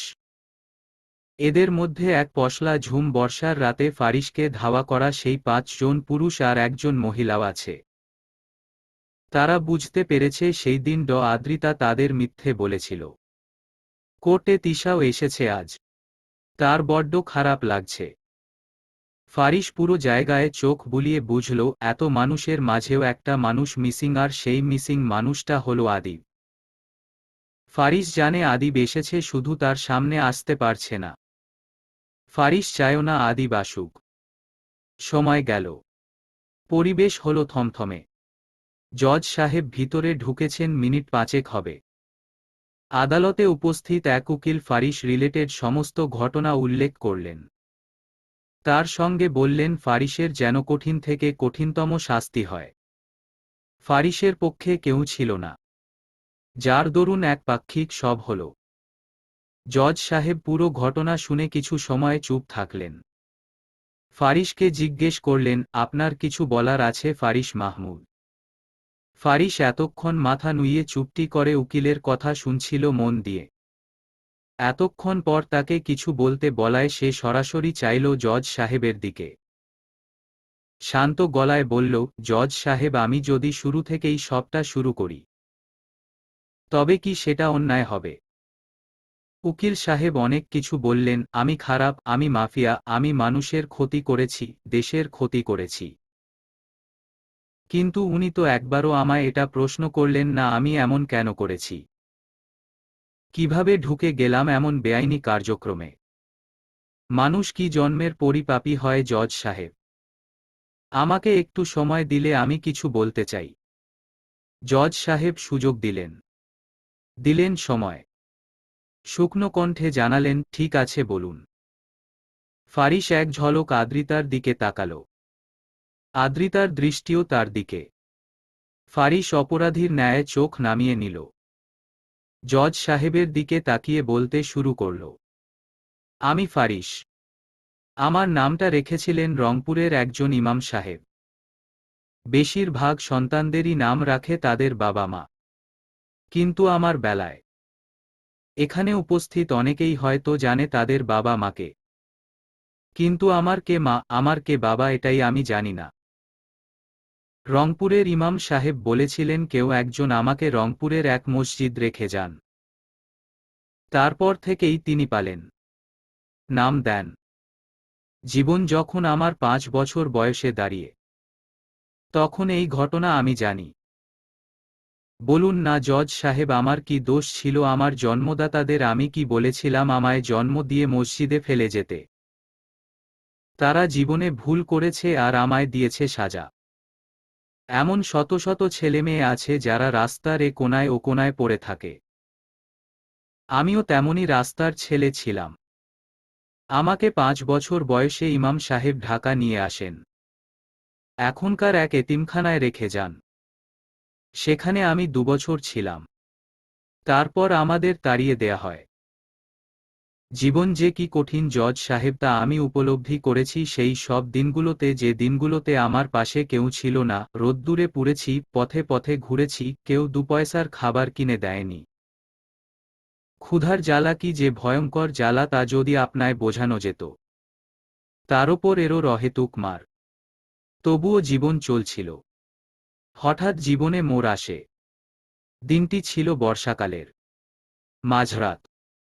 বাহিরে তুমুল বেগের বজ্রপাত আর বৃষ্টি হচ্ছিল। মাথায় টিন চাপিয়ে রাস্তার এক কিনারায় বসেছিলাম আমি। তখন আমার বয়স হয়তো 10। সে রাতের বজ্রপাত আর টিনের ঝাঁকরানির শব্দে আমি ভয়ে স্তব্ধ। পুরো রাস্তা নির্জন। কুকুরের ঘেউ ঘেউ শব্দ। ল্যাম্পপোস্টও জ্বলছে নিভছে। আমি ভয়ে আতঙ্কিত হয়ে বসে। তখনই কোথা থেকে যেন একটা লোক রক্তাক্ত অবস্থায় ছুটে আসে আমার কাছে। পায়ে আঘাত থাকায় সে লুটিয়ে পড়ে আমারই সামনে। আমি ভয়ার্ত হয়ে লোকটার কাছে যাই। লোকটা আর্তনাদ ভরা কণ্ঠে বলে, আমাকে বাঁচাও তুমি, নয়তো ওরা আমায় মেরে ফেলবে। কথা শুনে আমি সামনে তাকাতেই দেখি 2 জন লোক এগিয়ে আসে। গুলির শব্দ হয়। আমি কিছু বুঝে ওঠার আগেই লুটিয়ে পড়া লোকটাকে অনবরত গুলি মারে আমারই চোখের সামনে। লোকটি তখন বাঁচার জন্য প্রাণপণ চেষ্টা চালায়, কিন্তু পারে না, মারা যায়। আমি গুলির শব্দের ভয়ে কুঁকড়ে যাই, রুহু সমেত কাঁপে। তখনই একটা ছেলে আমায় দেখে বলে, আমি দেখে ফেলেছি, আমাকেও মেরে ফেলবে। সেই সময় আমি ছোট থাকলেও আমার বাঁচার ইচ্ছে ছিল প্রবল। ভয়ার্ত আমি আতঙ্কিত হয়ে ঘটিয়ে ফেলি আরেক ঘটনা। নিচে পড়ে থাকা একটা পিস্তল উঠিয়ে তাদের মেরে দেই। এটাই ছিল আমার প্রথম খুন। আদালতের উপস্থিত সবাই থমকে গেল ফারিসের কথা শুনে। জজ সাহেব বলে উঠল, তুমি মেরে দিলে। কিন্তু এমন ঘটনা তো আমার নজরে আসেনি। ফারিস মৃদু হেসে বলে, এই দুনিয়া ছলনাময়ীদের দখলে জজ সাহেব, আপনি ঠিক ততটুকুই দেখবেন যতটুকু তারা আপনায় দেখাবে। সে রাতে আমার এই ঘটনা একজন দেখেছিল। ওনার নাম মোসাদ্দেক হোসেন। উনি ঘটনা লুকায়। কেউ জানলই না হঠাৎ এক রাতে এক শিশুর সাথে কি ঘটেছিল। আমার যে ব্যবসা, যে বেআইনি কারবার, সব ওনার। আমাকে এই লাইনেও উনি এনেছিলেন। আমি ছোট ছিলাম, ভালো মন্দ কিছু বুঝতাম না। উনি আমায় পড়াশোনা শেখায়, ঋণী করেন, বড় করেন, বানায় মাফিয়া, আফিম ব্যবসায়ী, অস্ত্র পাচারকারী। ব্যাস সেই থেকেই আমি মাফিয়া, দেশ বিরোধী মাফিয়া। জীবনে আমি কখনো উপলব্ধি করিনি আমি ভুল করছি, অন্যায় করছি। কারণ আমার নেশা ছিল একটাই, টাকা, টাকা, শুধুই টাকা। মোসাদ্দেক হোসেন মারা গিয়েছিলেন প্রায় 4 বছর আগে। তারপর থেকেই এই ব্যবসা আমি নিজেই চালাই। ছাড়ার কথা মাথাতেই আসেনি। সব ঠিকই ছিল। কিন্তু হঠাৎ এক পশলা ঝুম বর্ষায় আমার জীবনে আগমন ঘটে এক রমণীর। তার ভালোবাসায় স্নিগ্ধ হয়েই নিজের পাপ ধৌত করতে এসেছি জজ সাহেব। আমি জানি আমি অন্যায় করেছি, পাপ করেছি। কিন্তু আমি ইচ্ছে করে এসব করিনি। আমার জীবনই আমায় এখানে নিয়ে এসেছে। আমায় যা শাস্তি দিবেন আমি মাথা পেতে নেব। শুধু আমার অনুরোধ, আমাকে বেঁচে থাকার অনুমতিটুকু দেয়া হোক। আমি বাঁচতে চাই জজ সাহেব। পাপ ধুইয়ে নতুন করে বাঁচতে চাই। প্রথমবার বাঁচার জন্য আমি অস্ত্র হাতে খুন করেছিলাম, আর শেষবারের বাঁচার জন্য আমি কাঠগড়ায় এসেছি। আমি শুধু বাঁচতে চাই জজ সাহেব। এবার বাকিটুকু আপনি যা করেন। আমি তাই মাথা পেতে নেব। দীর্ঘ বক্তব্য শেষ করে ফারিস দম ফেলল। পুরো বিচারসভা নিস্তব্ধ হয়ে গেল। সবাই চুপচাপ। এবার আর কেউ ফারিসের ফাঁসি চায় না। শাস্তি দেয়া হোক, কিন্তু ছেলেটাকে বাঁচিয়ে রেখে শাস্তি। সবাই জজ সাহেবের রায়ের জন্য অপেক্ষা করছেন। তিনি কিছু সময় চুপ থেকে বললেন, এই মামলার রায় বুধবার 12 ঘটিকায় জানাবো হবে। বিচারকের কথা শুনে ফারিস পুনরায় তাকায় আদ্রিতার দিকে। আদ্রিতার মলিন মুখ, চোখ ছুঁয়ে পানি। ফারিসের বুকটা কেঁপে ওঠে। সে শীতল কণ্ঠে ধীরস্বরে আওড়ায়, তুমি এভাবে কেঁদো না গো বেলিপ্রিয়া, তোমার কান্নায় যে আমার নিঃশ্বাস আটকে আসে। নিকষকালো অন্ধকারে ভরপুর রুমখানা। চাঁদের আলো জানালার কার্নিশ ছুঁয়ে ঢুকছে ঘরে। নিজ কক্ষের বেকনিতে নির্বিকার ভঙ্গিতে বসে আছে আদিব। হাতে জ্বলন্ত সিগারেট। আদিব তার এত বছরের জীবনে আজই প্রথম বোধহয় সিগারেট ফুঁকছে। ফারিস ভাই সবসময় তাকে সিগারেট, মদসহ নানাবিধ মাদকদ্রব্য থেকে দূরে রেখেছে। তাকে নিষেধ করেছে এসব খেতে। অথচ নিজেই ছিল আফিম ব্যবসায়ী। ফোঁস করে শ্বাস ফেলল আদিব। বেলকনির দেয়ালের সঙ্গে পিঠ ঠেকিয়ে বসেছে আদিব। এক হাঁটুর ভাঁজ করা, অন্য হাঁটুর ওপর হাত। হাতে জ্বলন্ত সিগারেটের ধোঁয়া উঠছে। আদিব কিছুটা ফারিস বেসে বসেছে। সঙ্গে চিন্তা করছে, তার জায়গায় যদি ফারিস ভাই থাকতো আর ফারিস ভাইয়ের জায়গায় সে, তবে কি ফারিস ভাইও তার মতো এভাবেই বসে থাকত, নাকি তার জন্য কিছু করত? আদিবের মনে হচ্ছে ফারিস ভাই থাকলে ঠিক তার জন্য কিছু একটা করে তাকে রক্ষা করত, শাস্তি থেকে তাকে দূরে রাখত। দেখা যেত জেল ভেঙেই তাকে নিয়ে পালাচ্ছে। আদিন হয়তো পালানোর জন্য রাজি হতো, কিন্তু ফারিস ভাই কি পালাতে রাজি হবে? অবশ্যই হবে না। ফারিস ভাই কখনোই আদিবের মতো হতো না। আদিব শুনেছে ফারিস ভাই আজ আদালতে কি কি বলেছে, কিভাবে আফিম ব্যবসায় ঢুকেছে, তার জীবন তাকে কোথায় কিভাবে নিয়ে গিয়েছে সবটাই বলেছে। অথচ ফারিস ভাই তাকে কোনো জায়গায় উল্লেখ করেনি। ফারিস ভাই সেই বর্ষার রাতে তাকে বাঁচাতেই অস্ত্র নিয়ে খুন করেছিল তা উল্লেখ করেনি। আদিবকে কতটা ভালোবাসে ফারিস তা উল্লেখ করেনি। সম্পূর্ণ ঘটনাটাকেই নিজের মধ্যে দিয়ে ঘুরিয়ে বলেছে। অথচ সেই সকল ঘটনায় আদিব ফারিসের সঙ্গে ছিল। আদিব সিগারেটে ঠোঁট ছোঁয়ালো। শুরুতে কাশি আসলেও এখন আর আসছে না। সেই সন্ধ্যা থেকে আদিব এক স্থানে বসা। পরপর 15টা সিগারেট শেষ তার। আদিবের মনে হচ্ছে ফারিস ভাই একটা স্বার্থপর মানুষ। না হলে আদালতে তার কথা উল্লেখ করবে না কেন? আদিব এবার বুঝেছে ফারিস কেন তাকে আদালতে যেতে বারণ করেছিল। যাতে তার মিথ্যে কথাগুলোর মাঝে আদিব প্রতিবাদ জানাতে না পারে। আদিবের নিজের ওপর রাগ হচ্ছে ফারিস ভাইয়ের ওপর। আদিবের পাশেই কুচি কুচি করে পড়ে আছে কতগুলো কাগজের টুকরা। আদিব ছিঁড়েছে। জেদের বসে কাগজ ছিঁড়েছে। আদিব আকাশ পানে চাইল। তার কিছু ভালো লাগছে না। হঠাৎ আদিবের ফোনে একটা মেসেজ আসলো। আদিব দেখল। কিছুক্ষণ নির্বিকার ভঙ্গিতে চেয়ে থেকে বলল, তুমি খুব খারাপ ভাই। খুব খারাপ। কারাগারে বন্দি আরশাদ তাচ্ছিল্যে হাসছে ফারিসের অবস্থা দেখে। মানুষ ঠিক কতটা আহাম্মক হলে এমন একটা কাজ করে। আরশাদের মজা লাগছে। একদিক দিয়ে ভালো হয়েছে, সে একা কেন জেল খাটবে? ফারিসও খাটবে। কম করে হলেও ফারিসের শাস্তি 15-20 বছরের জেল নিশ্চিত।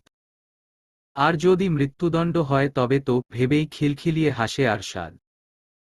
তার পরিকল্পনা ছিল জেল থেকে বের হলেই সবার আগে ফারিসকে খুন করবে। অবশ্য এখনও সে পরিকল্পনা পুরোপুরি ঘুচে যায়নি। হিসাব করলে ফারিসের আগেই আরশাদের মুক্তি হবে। আরশাদ খুন একটা করবে। তার ইচ্ছে করছে এখনো গিয়ে ফারিসকে খুন করতে। আরশাদ শুনেছে আদালতে নাকি ফারিস অনুরোধ করেছে তাকে বাঁচিয়ে রাখার। আরশাদ ভেবেছে আদালত ফারিসকে বাঁচিয়ে দিলেও আরশাদ দিবে না। সাজা তো হবেই, সাজার পর মৃত্যু। কথা ভেবে আবারও বিচ্ছিরিভাবে হাসল আরশাদ। আরশাদেও জানে সে যদি ফারিসকে মারায় ব্যর্থ হয় তবুও ফারিসের আরও শত্রু আছে, তারাও মেরে দিতে পারে। ফারিসের অবস্থা এখন চোরাবালিতে আটকে পড়ার মতো। ডাল ধরে আছে ঠিকই, তবে সে ডাল বেয়ে না উঠতে পারছে আর না ডাল ছেড়ে দিয়ে ডুবতে। আরশাদের মজা লাগছে ফারিসের করুণ অবস্থার কথা ভেবেই। ভালোবাসা ছা। হেতির ভালোবাসারে স্যালুট। হাত উঠিয়ে স্যালুট ভঙ্গিটা করল আরশাদ। ঠোঁট জড়ানো হাসি তো আছেই।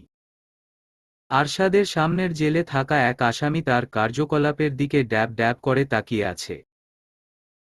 তার মনে হচ্ছে সামনের হারামজাদার মাথা খারাপ হইছে। নইলে এল্লা এল্লা হাসবে কেন? জেলবন্দি ফারিস নিরালায় বসে আছে একা। জেলখানা থেকে দিয়ে যাওয়া শুকনো রুটি পড়ে আছে প্লেটে। ফারিস আগের চেয়ে শুকিয়ে গেছে খানিকটা। খাওয়া দাওয়া করছে না।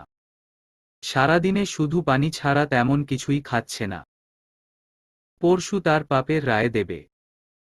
আচ্ছা, যদি জজ সাহেবের রায় হয় তাকে 15 বছর জেল খাটতে হবে, তাহলে কেমন হবে?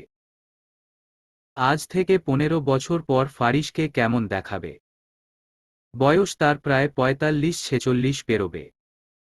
আচ্ছা, 15 বছর পর ফারিসের ছেলে বা মেয়ের বয়স কত হবে? কম হলেও 14 বছর পর যদি কোনো সন্তান তার বাবাকে দেখে তাহলে তার রিয়েকশন কেমন হবে? তাকে দরজার মুখে দাঁড়িয়ে থাকতে দেখে তার সন্তানের প্রথম প্রশ্ন কি হতে পারে? তুমি কেমন আছো বাবা? নাকি আপনি কে? দেখা গেল ফারিস যখন বাড়ি গেল তখন আদ্রিতা বাসায় নেই। তার ছেলে বা মেয়ে তাকে দেখে ভিখারি ভেবে বলল, মা বাসায় নেই, আপনি পড়ে আসুন। ফারিস চমকাল। কি আশ্চর্য! এসব কি ভাবছে ফারিস? জেলে থেকে থেকে তার মাথা নষ্ট হলো নাকি? তবে যত যাই হোক, ব্যাপারটা কিন্তু খুব অদ্ভুত আর ইন্টারেস্টিং লাগছে। 15 বছর পর বাবার সাথে সন্তানের দেখা। আচ্ছা, আদ্রিতার কি রিয়েকশন হবে? তার জীবনের 15টি বছর যাবে বৃথা একটা আসামির ফিরে আসার অপেক্ষা করতে করতে। আদিব কি তাকে ভুলে যাবে? অবশ্যই ভুলবে না। ফারিস কি ভুলে যাওয়ার মতো মানুষ নাকি? আদিবও ততদিনে 2-3 বাচ্চার বাবা হয়ে যাবে। না, আদিবের 2-3 বাচ্চার বাবা হলে চলবে না, তাকে হতে হবে 4-5 বাচ্চার বাবা। ইস, ভুল হয়ে গেছে। আদিবকে আসার সময় বলে আসা উচিত ছিল, আদিব, আমি যেন ফিরে এসে দেখি তুমি 4-5 বাচ্চার বাবা হয়ে গেছ। আচ্ছা, ঢাকার শহর কি 15 বছরে অনেকটা বদলে যাবে? যাবে নিশ্চয়ই। ফারিস আর ভাবল না। জীবনটা ঠিক কোথায় যাবে ফারিস ধরতে পারছে না। নয়নতারার পদধ্বনি শোনা গেল। আজ তার নাইট ডিউটি পড়েছে। কিশোর কিছু কাজে খুলনা গেছে। সন্ধ্যায় গিয়েছে। ফিরবে পরশু সকালে। তাই এই 2 দিন নয়নতারাই নাইট ডিউটি করবে বলেছে।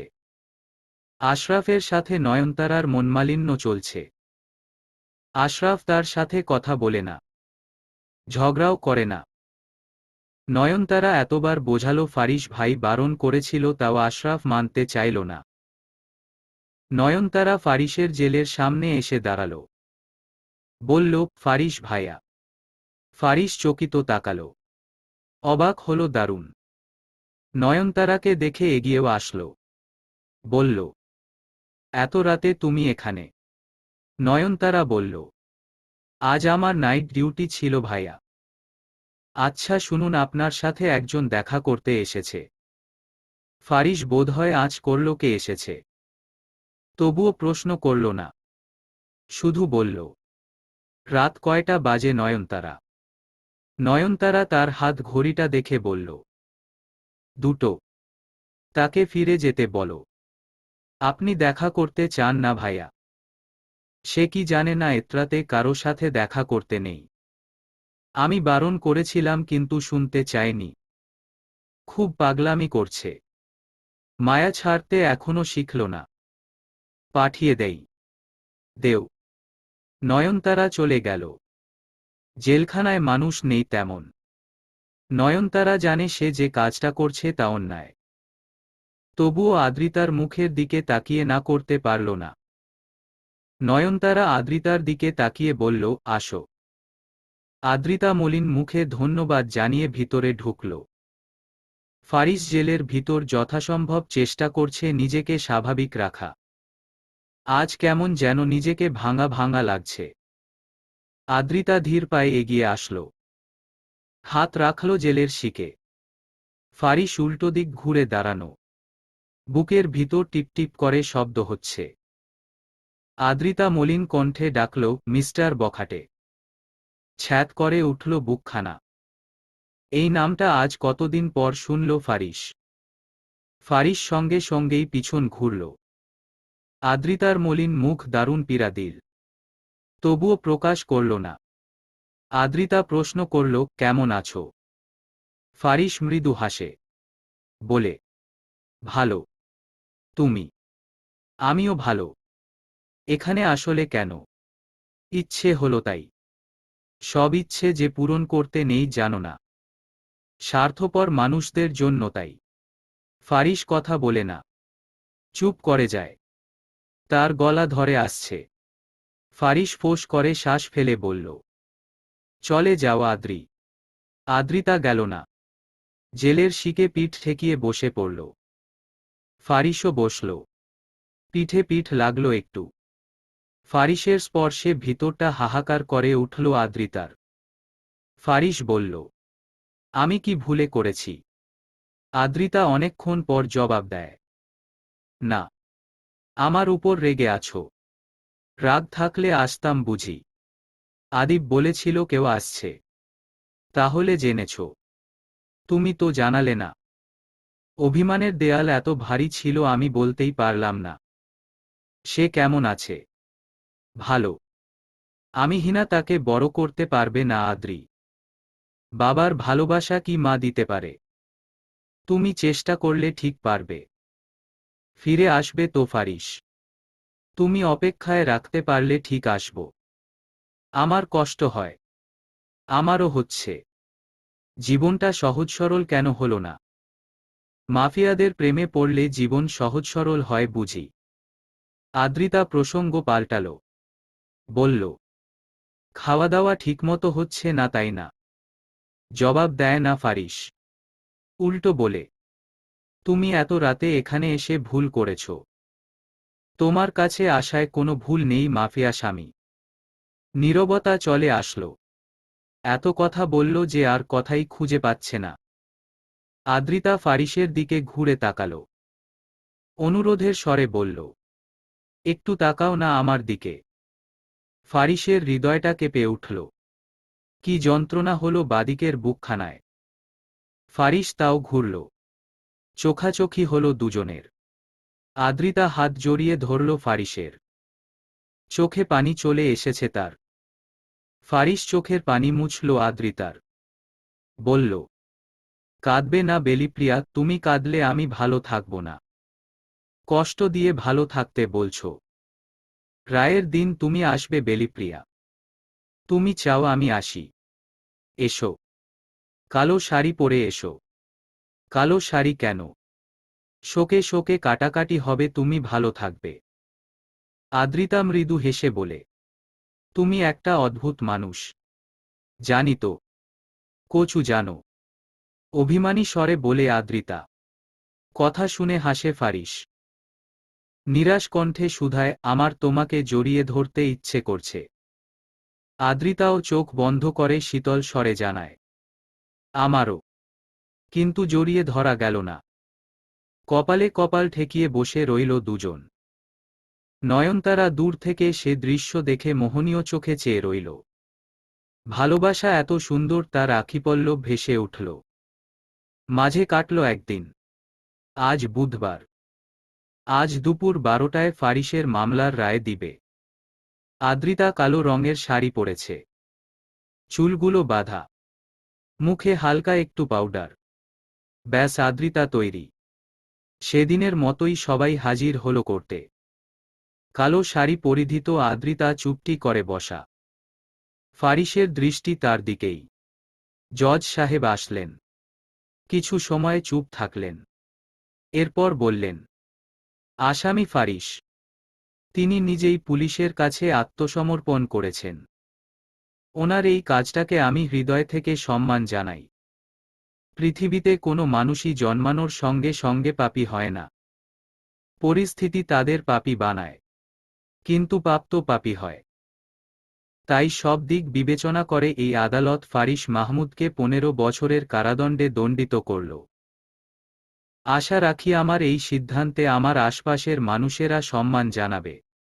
The court is dismiss. বলেই হাতুড়ির মতো একটা বস্তু দিয়ে টেবিলের উপর বাড়ি মেরে জজ সাহেব উঠে দাঁড়ালেন। তার দেখাদেখি সবাই উঠে দাঁড়াল। ফারিসের রায় শুনে বিন্দুমাত্র ভয় বা সংকোচতা নেই। কারণ এটা সে জানত। কিশোর এগিয়ে আসলো ফারিসের কাছে। ফারিস চুপচাপ তার মুখোমুখি দাঁড়িয়ে মলিন হাসল। বলল, ভালো থাকবেন অফিসার। কিশোরও বলল, আপনিও। আদালতের বাহিরে দাঁড়িয়ে আছে ফারিস। তার থেকে একটু দূরেই কিছু পুলিশ। আদ্রিতা ফারিস মুখোমুখি দাঁড়ানো। ফারিস কিশোরের থেকে 5 মিনিট সময় নিয়েছে একটু আদ্রিতার সাথে কথা বলার জন্য। কিশোর দিয়েছে। আদ্রিতা, চাঁদনি, মুনমুন, আশরাফ, মৃদুল, রনি, মৃদুলের বউ, নয়নতারা, আদ্রিতার বাবা মা, ভাই সবাই দাঁড়ানো। ফারিস আদ্রিতার দিকে তাকিয়ে বলল, তবে গেলাম বেলিপ্রিয়া। ফিরে আসার অপেক্ষায় থেকো। কথা দিচ্ছি এবার ফিরে আসলে ফারিস আর ভুল করবে না। উত্তরে শুধু মৃদু হাসে আদ্রিতা। ফারিস বলে, যে আসছে তার যত্ন নিও বেলিপ্রিয়া, আর নিজেরও যত্ন রেখো। আমার ভাইটাকেও দেখো কেমন। আদ্রিতা উপর নিচ মাথা নাড়ায়। ফারিস সবাইকে বিদায় জানায়। আদ্রিতার বাবা মার কাছে ক্ষমা চায়। শেষে গিয়ে আশরাফকে বলে, নয়নতারাকে ক্ষমা করো আশরাফ, ওর কোনো দোষ নেই। আশরাফ কিছু বলে না, শুধু তাকায় নয়নতারার দিকে। অতঃপর সবাইকে বিদায় জানিয়ে ফারিস আবার তাকায় আদ্রিতার দিকে, বলে, আমিহীন ভালো থেকো বেলিপ্রিয়া। ফারিসদের থেকে খানিক দূরে উঁচু একটা বিল্ডিং। সেই বিল্ডিংয়ের ছাদে কালো জ্যাকেট, মুখে মাস্ক, মাথায় কালো ক্যাপ আর হাতে গান নিয়ে দাঁড়িয়ে আছে এক যুবক। তার উদ্দেশ্য ফারিসের বুক বরাবর গুলি করা। যুবকটি ফারিসের বুক সমান নিশানা ঠিক করল। ফারিস আশেপাশে তাকালো, এত মানুষের ভিড়েও ফারিস আদিবকে দেখল না। তবে ফারিস জানেন আদিব আশেপাশেই আছে, শুধু তার সামনে আসছে না। ফারিস স্বল্প আওয়াজে বলল, ভালো থেকো আ। পুরোটা বলার আগেই ঘটে গেল এক বিস্মিত ঘটনা। বিকট শব্দ হলো একটা। হঠাৎ ফারিস উপলব্ধি করল তার বুক বেয়ে রক্ত পড়ছে। উপস্থিত সবাই হতভম্ব হয়ে গেল আচমকা এই ঘটনায়। কারণ কেউ একজন ফারিসের বুক বরাবর গুলি করেছে। আদ্রিতা ফারিস বলে চেঁচিয়ে উঠল। ফারিস লুটিয়ে পড়ল নিচে। আদ্রিতা তাকে ধরল। গালে হাত চেপে ডাকল, মিস্টার বখাটে কথা বলুন। ফারিস টিপটিপ চোখে থাকায় বলে, আমার অপেক্ষা তোমায় নিঃস্ব করেই দম নিল বেলিপ্রিয়া। ভালো থেকো বউ। কথাটা বলেই চোখ বুজিয়ে নিল ফারিস। আদ্রিতা ফারিসকে বুকে জড়িয়ে ধরে চিৎকার দিয়ে উঠল। তার চিৎকারে আশপাশের দেয়ালও বুঝি ভারী হল। মৃদুল ফারিসের হাতের পালস চেক করল। আদ্রিতার আশাপূর্ণ চাহনি। মৃদুল মাথা নুইয়ে ফেলল। মলিন মুখে জানালো, হি ইস নো মোর। সময়ের স্রোত বড্ড অদ্ভুত জিনিস। একে কখনোই ধরে রাখা যায় না। আদ্রতারাও ধরে রাখতে পারেনি। দেখতে দেখতে তাদের জীবন থেকে চলে গেল 5টি বছর। ফারিস নেই। এটা যেন পুরো বাংলাদেশে কঠিন এক ঝড় উঠিয়েছিল। আদালতে রায় পাওয়ার পর কোনো আসামির এমন পরিণতি, এটা কেউ মানতে পারল না। কিন্তু ধীরে ধীরে সবটা ঘুচে গেল। মানুষ ভুলতে বসল বাংলাদেশের ঔষধ কোম্পানির মালিক ফারিস মাহমুদকে। ভুলতে বসল সেই দেশ বিরোধী মাফিয়াকে। সাধারণত আমাদের জীবন থেকে কোনো জীবিত মানুষ হারিয়ে গেলে আমরা তার অপেক্ষা করি, তাকে ভুলতে পারি না। কিন্তু কেউ মরে গেলে দুরাতের মাঝেই মোটামুটি আমরা তাকে ভোলার চেষ্টা করি। এ যেন প্রকৃতিরই নিয়ম। মৃত মানুষকে আমরা কেউই বেশিদিন মনে রাখি না বা রাখতে পারি না। সময়ের তালে তালে আমরা তাদের ঠিকই ভুলে যাই। ফারিসকেও কেউ মনে রাখেনি। তার কুকর্ম, তার সাথে হওয়া পুরো ঘটনা, কোনোটাই কেউ মনে রাখেনি তেমন। সময়ের তালে তালে হারিয়ে গেল সবটা। জাপানের রাজধানী টোকিও শহর। বর্ষাকাল চলছে। বর্ষাকাল চললেও আজ 4 দিন যাবৎ বৃষ্টি নেই এই শহরে। রাস্তাঘাট সবই শুকনো। বিশাল এক মাঠে সুন্দর এক ফুলগাছের নিচে বসে আছে আদিব। চোখ জোড়া তার আকাশপানে। জীবন তাদের সাথে কি খেলটাই না দেখালো। আদিবের অভিযোগ নেই। তবুও কোথাও গিয়ে শূন্যতা। আদ্রিতার একটা ছেলে হয়েছে, বয়স 4। কি ফর্সা দেখতে। চেহারার গঠন পুরো ফারিস মতো। আর গায়ের রংটা আদ্রিতার মতো। তবে আদ্রিতার চেয়েও উজ্জ্বল সেই রংখানা। ছেলের নাম রাখা হয়েছে ফায়াজ। ফারিসের ছেলে ফায়াজ। আদিবের 3 বছরের একটা ছোট্ট মেয়ে আছে, এত দুষ্ট। ফায়াজকে সারাদিনই বিরক্ত করে। নাম স্রোত।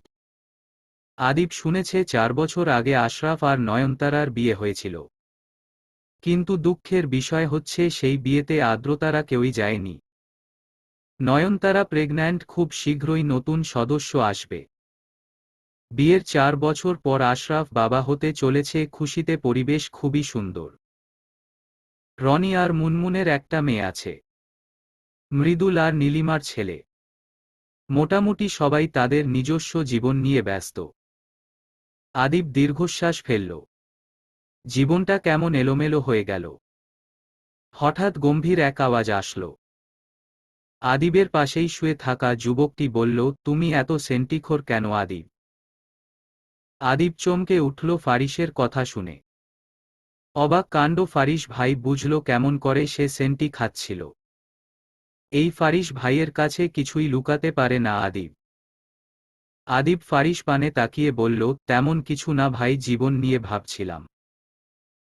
ফারিস শোয়া থেকে উঠে বসল। গত 5 বছরে ফারিসের জীবন আর চেহারায় এসেছে বিরাট পরিবর্তন। ফারিসের মুখ ভর্তি দাড়িগোঁফ, চোখে কালো ফ্রেমের মোটা চশমা, গায়ে জড়ানো মেরুন রঙের শার্ট, কালো প্যান্ট। ফারিস আদিবের পানে তাকাল। তপ্ত নিঃশ্বাস ফেলে বলল, জীবন নিয়ে ভাবার মতো কিছু নেই আদিব। জীবনকে জীবনের মতো থাকতে দেওয়া, আর তুমি তোমার মতো থাকো। আদিব নিরাশ ভঙ্গিতে বলল, ভাই তুমি কি আজও সেদিনকার ঘটনার জন্য রাগ করে আছো? ফারিস মিষ্টি হেসে বলে, না তো। তবে আমি বুঝিনি তোমার এমন ভয়ানক কোনো বুদ্ধি থাকবে। সত্যি বলতে ভাই, ওই বুদ্ধি আমার ছিল না, ছিল তিশার। আমি শুধু তার কথা মতো কাজ করেছি। গুলিটা কি করে মারলে আদিব? উত্তর দেয় না আদিব, চুপ করে রয়। ফারিস মৃদু হাসে, বলে, বাদ দেও, এমনি জিজ্ঞেস করেছি। আসলে কি বলো তো, মাঝে মাঝে প্রিয় মানুষদের ভালোর জন্যও আমাদেরকে তাদের আঘাত করতে হয়। আদিব মাথা নুইয়ে বলে, দুঃখিত ভাই। ফ্ল্যাশব্যাক।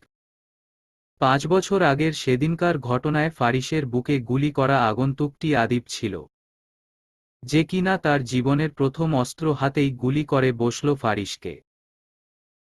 কারণ ছাড়া আদিবের কাছে আর কোনো উপায় ছিল না। ফারিস ভাইকে বাঁচাতে হলে তাকে মারতে হবে। আদিবকে এই বুদ্ধি দিয়েছিল তিশা। তিশা দিনরাত ভেবেছে যে করেই হোক ফারিস ভাইয়াকে বাঁচাতে হবে। তিশা আদিবকে চিনত। বহু কষ্টে আদিবের ঠিকানা জোগাড় করল। এরপর ফারিসকে বাঁচানোর মিশনে কাজ করেছে আদিব, তিশা ছাড়াও আরও 6 জন মানুষ। মৃদুল, আশরাফ, রনি, মুনমুন, চাঁদনি আর পুলিশ রূপে নয়নতারা। আদ্রিতাকে এগুলো জানানো হয়নি। ফারিসের বুকে গুলি এটাতে হয়তো আদ্রিতা রাজি হতো না। ফারিস যখন অজ্ঞান হয়ে যায়, সেই সুযোগটাকে কাজে লাগিয়ে তাকে মৃত ঘোষণা করে মৃদুল। আদালত মহলে তখন চাপা উত্তেজনা। মৃদুল যেহেতু ফরেনসিক ডক্টর, তাই ফারিসের বডি পোস্টমর্টেম করার দায়িত্ব তাকেই দেয়া হয়। সেই সুযোগটাই লুফে নেয় সবাই। বডি তদন্তের বদলে ফারিসের চিকিৎসা চলে।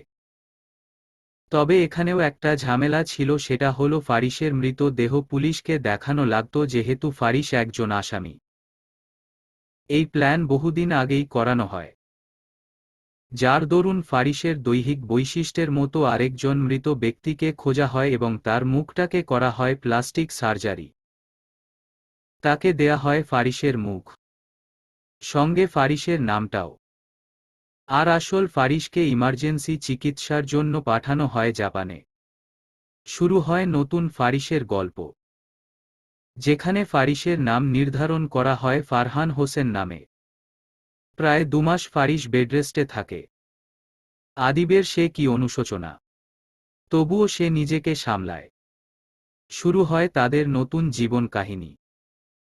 আদ্রিতাকে এই ঘটনা জানানো হয় ঘটনার 2 দিন পরই। প্রথমে সবার ওপর রাগ করলেও ধীরে ধীরে সবটা স্বাভাবিক হয়। শুরু হয় নতুন রূপের এক পশলার গল্প। কিশোর ব্যাপারটা ধরতে পেরেছিল কিনা আদিব জানে না, তবে আদিবের মনে হচ্ছে কিশোর জানে। না হলে হঠাৎ হঠাৎ ফোন দিয়ে বলবে কেন, ফারহান সাহেব কেমন আছেন?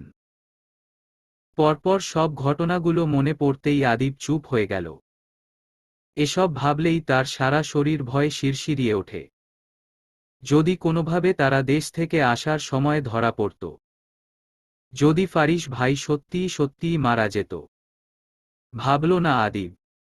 আতঙ্কে সর্বাঙ্গ ঝলসে যাচ্ছে তার। ফারিসের পুরো বিষয়টা মানতে একটু সময় লাগে, কিন্তু ধীরে ধীরে সেও মেনে নেয়। যতই হোক ফারিস শাস্তি তো পেয়েছে, সে আর ফিরতে পারবে না বাংলাদেশে। আদ্রিতার সাথে কাটানো সেই সব জায়গাগুলোতে আর যাওয়া হবে না। ফারিস তার আসল নাম খুইয়েছে, তাকে এখন আর কেউ ফারিস নামে চেনে না, চেনে ফারহান হোসেন নামে। তপ্ত নিঃশ্বাস ফেলল ফারিস। পুরনো কথা ভুলে বলল, আদিব কাজ বাজ কি করবে বলে ভেবেছ? আদিব কিছু বলে না, কারণ গত 5 বছর যাবৎ তারা কিছুই করছে না। ফারিস বলল, চলো আদিব তুমি আমি মিলে ঝালমুড়ির দোকান দেই। বিদেশের বাড়িতে ঝালমুড়ি, তাইলে সবজির দোকান দিবা। দুজন মিলে দেশি ড্রেস লুঙ্গি আর ফতুয়া পরে সবজি বেচব। ভাই বিদেশিরা আমাদের ভিখারি ভাববে। তুমি না আদিব, চলো বাড়ি যাই, বউ ছাড়া ভালো লাগে না। ভাই তুমি হয়তো ভুলে যাচ্ছ, ভাবি এখনো হসপিটাল থেকে আসেনি। ধুর, এইসব হসপিটালের কেতায় আগুন।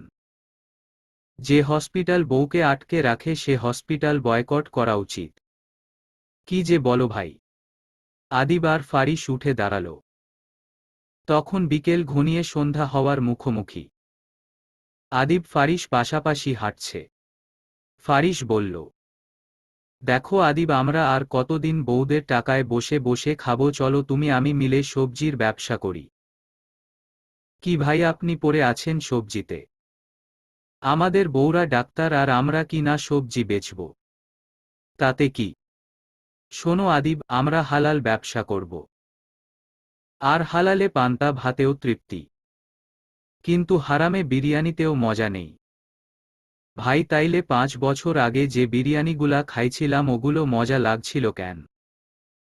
চোখ গরম দিল ফারিস। এই আদিবটা না সব কথার উল্টো মিনিং বের করবে। আদিব চুপ হয়ে গেল। ফারিস আদিবের কাঁধে হাত রেখে বলল, যত যাই বল আদিব, সবজির ব্যবসা করবই। তুমি আমি লুঙ্গি পরে গান গাইতে গাইতে সবজি বেচব।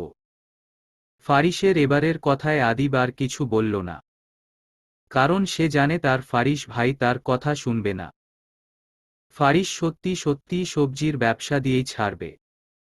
এতদিন হাওয়া গরম ছিল যার দরুন এসব নিয়ে ভাবাভাবি হয়নি, কিন্তু এখন হাওয়া ঠান্ডা, এবার ফারিস সবজির ব্যবসা দিয়েই ছাড়বে। বাড়ি আসতেই দেখা হয়ে গেল চাঁদনির সাথে। সে ফায়াজ আর স্রোতকে নিয়ে বসা। দুজন খেলছে। চাঁদনি বসে বসে দেখছে। ফারিসকে দেখতেই ফায়াজ দৌড়ে গেল। বলল, পাপা। ফারিস খুশি মনে ছেলেকে কোলে তুলে নিল। কপালে চুমু এঁটে বলল, তোমার আম্মা এসেছে ফায়াজ। ফায়াজ মাথা নাড়িয়ে বলল, ফু। জাপান আসার পর শুরুতে একটু সমস্যা হয়েছিল তাদের। আশরাফের এক বন্ধু ছিল যে কিনা টোকিও এক হসপিটালে চাকরি করে। তার সুবাদেই হসপিটালে চাকরি হলো আদ্রিতা আর চাঁদনির। তারপর ধীরে ধীরে জীবন সুন্দর। ফারিস ফায়াজকে কোল থেকে নামিয়ে বলল, তুমি স্রোতের সাথে খেল, আমি এক্ষুনি আসছি। ফায়াজও বলল, আচ্ছা পাপা। ফারিস তাদের রুমের দিকে গেল। ফারিস যেতেই চাঁদনির পাশে গিয়ে বসল আদিব। বলল, তোমায় আজ খুব সুন্দর দেখাচ্ছে। খানিকটা লজ্জা পেল চাঁদনি। বলল, তোমাকেও। হাসে আদিব। চাঁদনি তার কাঁধে মাথা রাখে। আদিব আবেশে তাকে জড়িয়ে ধরে বসে থাকে। চেয়ে থাকে ফায়াজ আর স্রোতের দিকে। রুমে ঢুকেই আদ্রিতাকে পিছন থেকে জড়িয়ে ধরল ফারিস। আদ্রিতা প্রথমে একটু চমকে উঠলেও পরক্ষণেই মানুষটার স্পর্শটা উপলব্ধি করে হাসল। মিষ্টি স্বরে বলে, হঠাৎ এত প্রেম? ফারিস বলে, তোমাকে দেখলেই আমার খালি প্রেম প্রেম পায়, আর তোমায় দেখলে আমার রাগ হয়। ফারিস অবাক হয়। আদ্রিতাকে ঘুরিয়ে বলে, কেন? মলিন চোখে ফারিসের দিকে তাকালো আদ্রিতা। হাত রাখল ফারিসের বাম দিকের বুকে। সেখানে এখনো গুলির দাগ বিদ্যমান। ফারিস বলে, আজও ভুলতে পারলে না? এটা কি ভুলে যাওয়ার মতো বিষয় বলো? আদ্রিতার কপালে চুমু কাটে ফারিস। বলে, তোমায় ভীষণ ভালোবাসি বেলিপ্রিয়া। আদ্রিতা মিষ্টি হাসে। বলে, আমিও। তাহলে রাগ করলে কেন? উত্তর দেয় না আদ্রিতা। অনেক সময় পর বলে, জানো বখাটে, আমি যখন তোমায় বিয়ের করেছিলাম তখন আমার দুটো উদ্দেশ্য ছিল, যার একটা ছিল তোমায় বিশ্বাস করানো আমি তোমায় সত্যি ভালোবাসি, আর 2 নাম্বার উদ্দেশ্য ছিল আমি শুরুতে সত্যি চেয়েছিলাম তুমি আত্মসমর্পণ করো। কিন্তু তোমার সাথে 2 মাস কাটানোর পরই আমি আমার উদ্দেশ্য বদলে ফেলি, কারণ এর পরিণতি ভেবে আমি ঘাবড়ে যাই। এরপরই আমি স্বার্থপর হয়ে উঠি। কিন্তু তুমি কি করলে? যদি আদিব ভাইয়া ওই কাজটা না করত তখন কি হতো? কিছুই হতো না।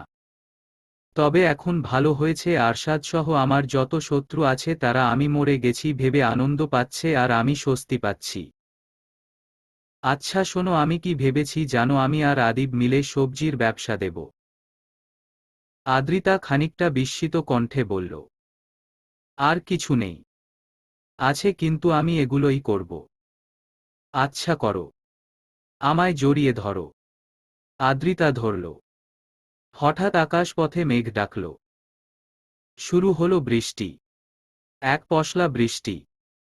ফারিস বলল, তোমার কি মনে আছে সেই এক পশলা ঝুম বর্ষায় আমার আগমনের কথা? আদ্রিতা ধ্যানমগ্ন কণ্ঠে শুধায়, ভুলে যাওয়ার মতো বিষয় এটা। তুমি জানো আমি কতটা ভয় পেয়েছিলাম সেদিন। ফারিস মৃদু হেসে বলে, মনে থাকবে না কেন ডাক্তার ম্যাডাম, আমায় কাপা কণ্ঠে বলেছি, আমার কি আপনাকে ভয় পাওয়া উচিত? পুরনো কথা ভেবে হেসে ফেলে আদ্রিতা। বলে, আর তুমি উত্তর কি দিয়েছিলে? আপনার ভয় পাওয়া উচিত কি না বলতে পারছি না, কিন্তু আপনি যে ভয় কাঁপছেন তা কিন্তু আমি দেখতে পাচ্ছি। ফারিস হাসে। কি নিদারুণ সুন্দর দেখায় সেই হাসি। আদ্রিতা মুগ্ধ নয়নে চেয়ে চেয়ে দেখে সেই হাসি। সমাপ্ত। গল্প এক পশলা ঝুম বর্ষায়। অন্তিম পর্ব। লেখনীতে তানজিল।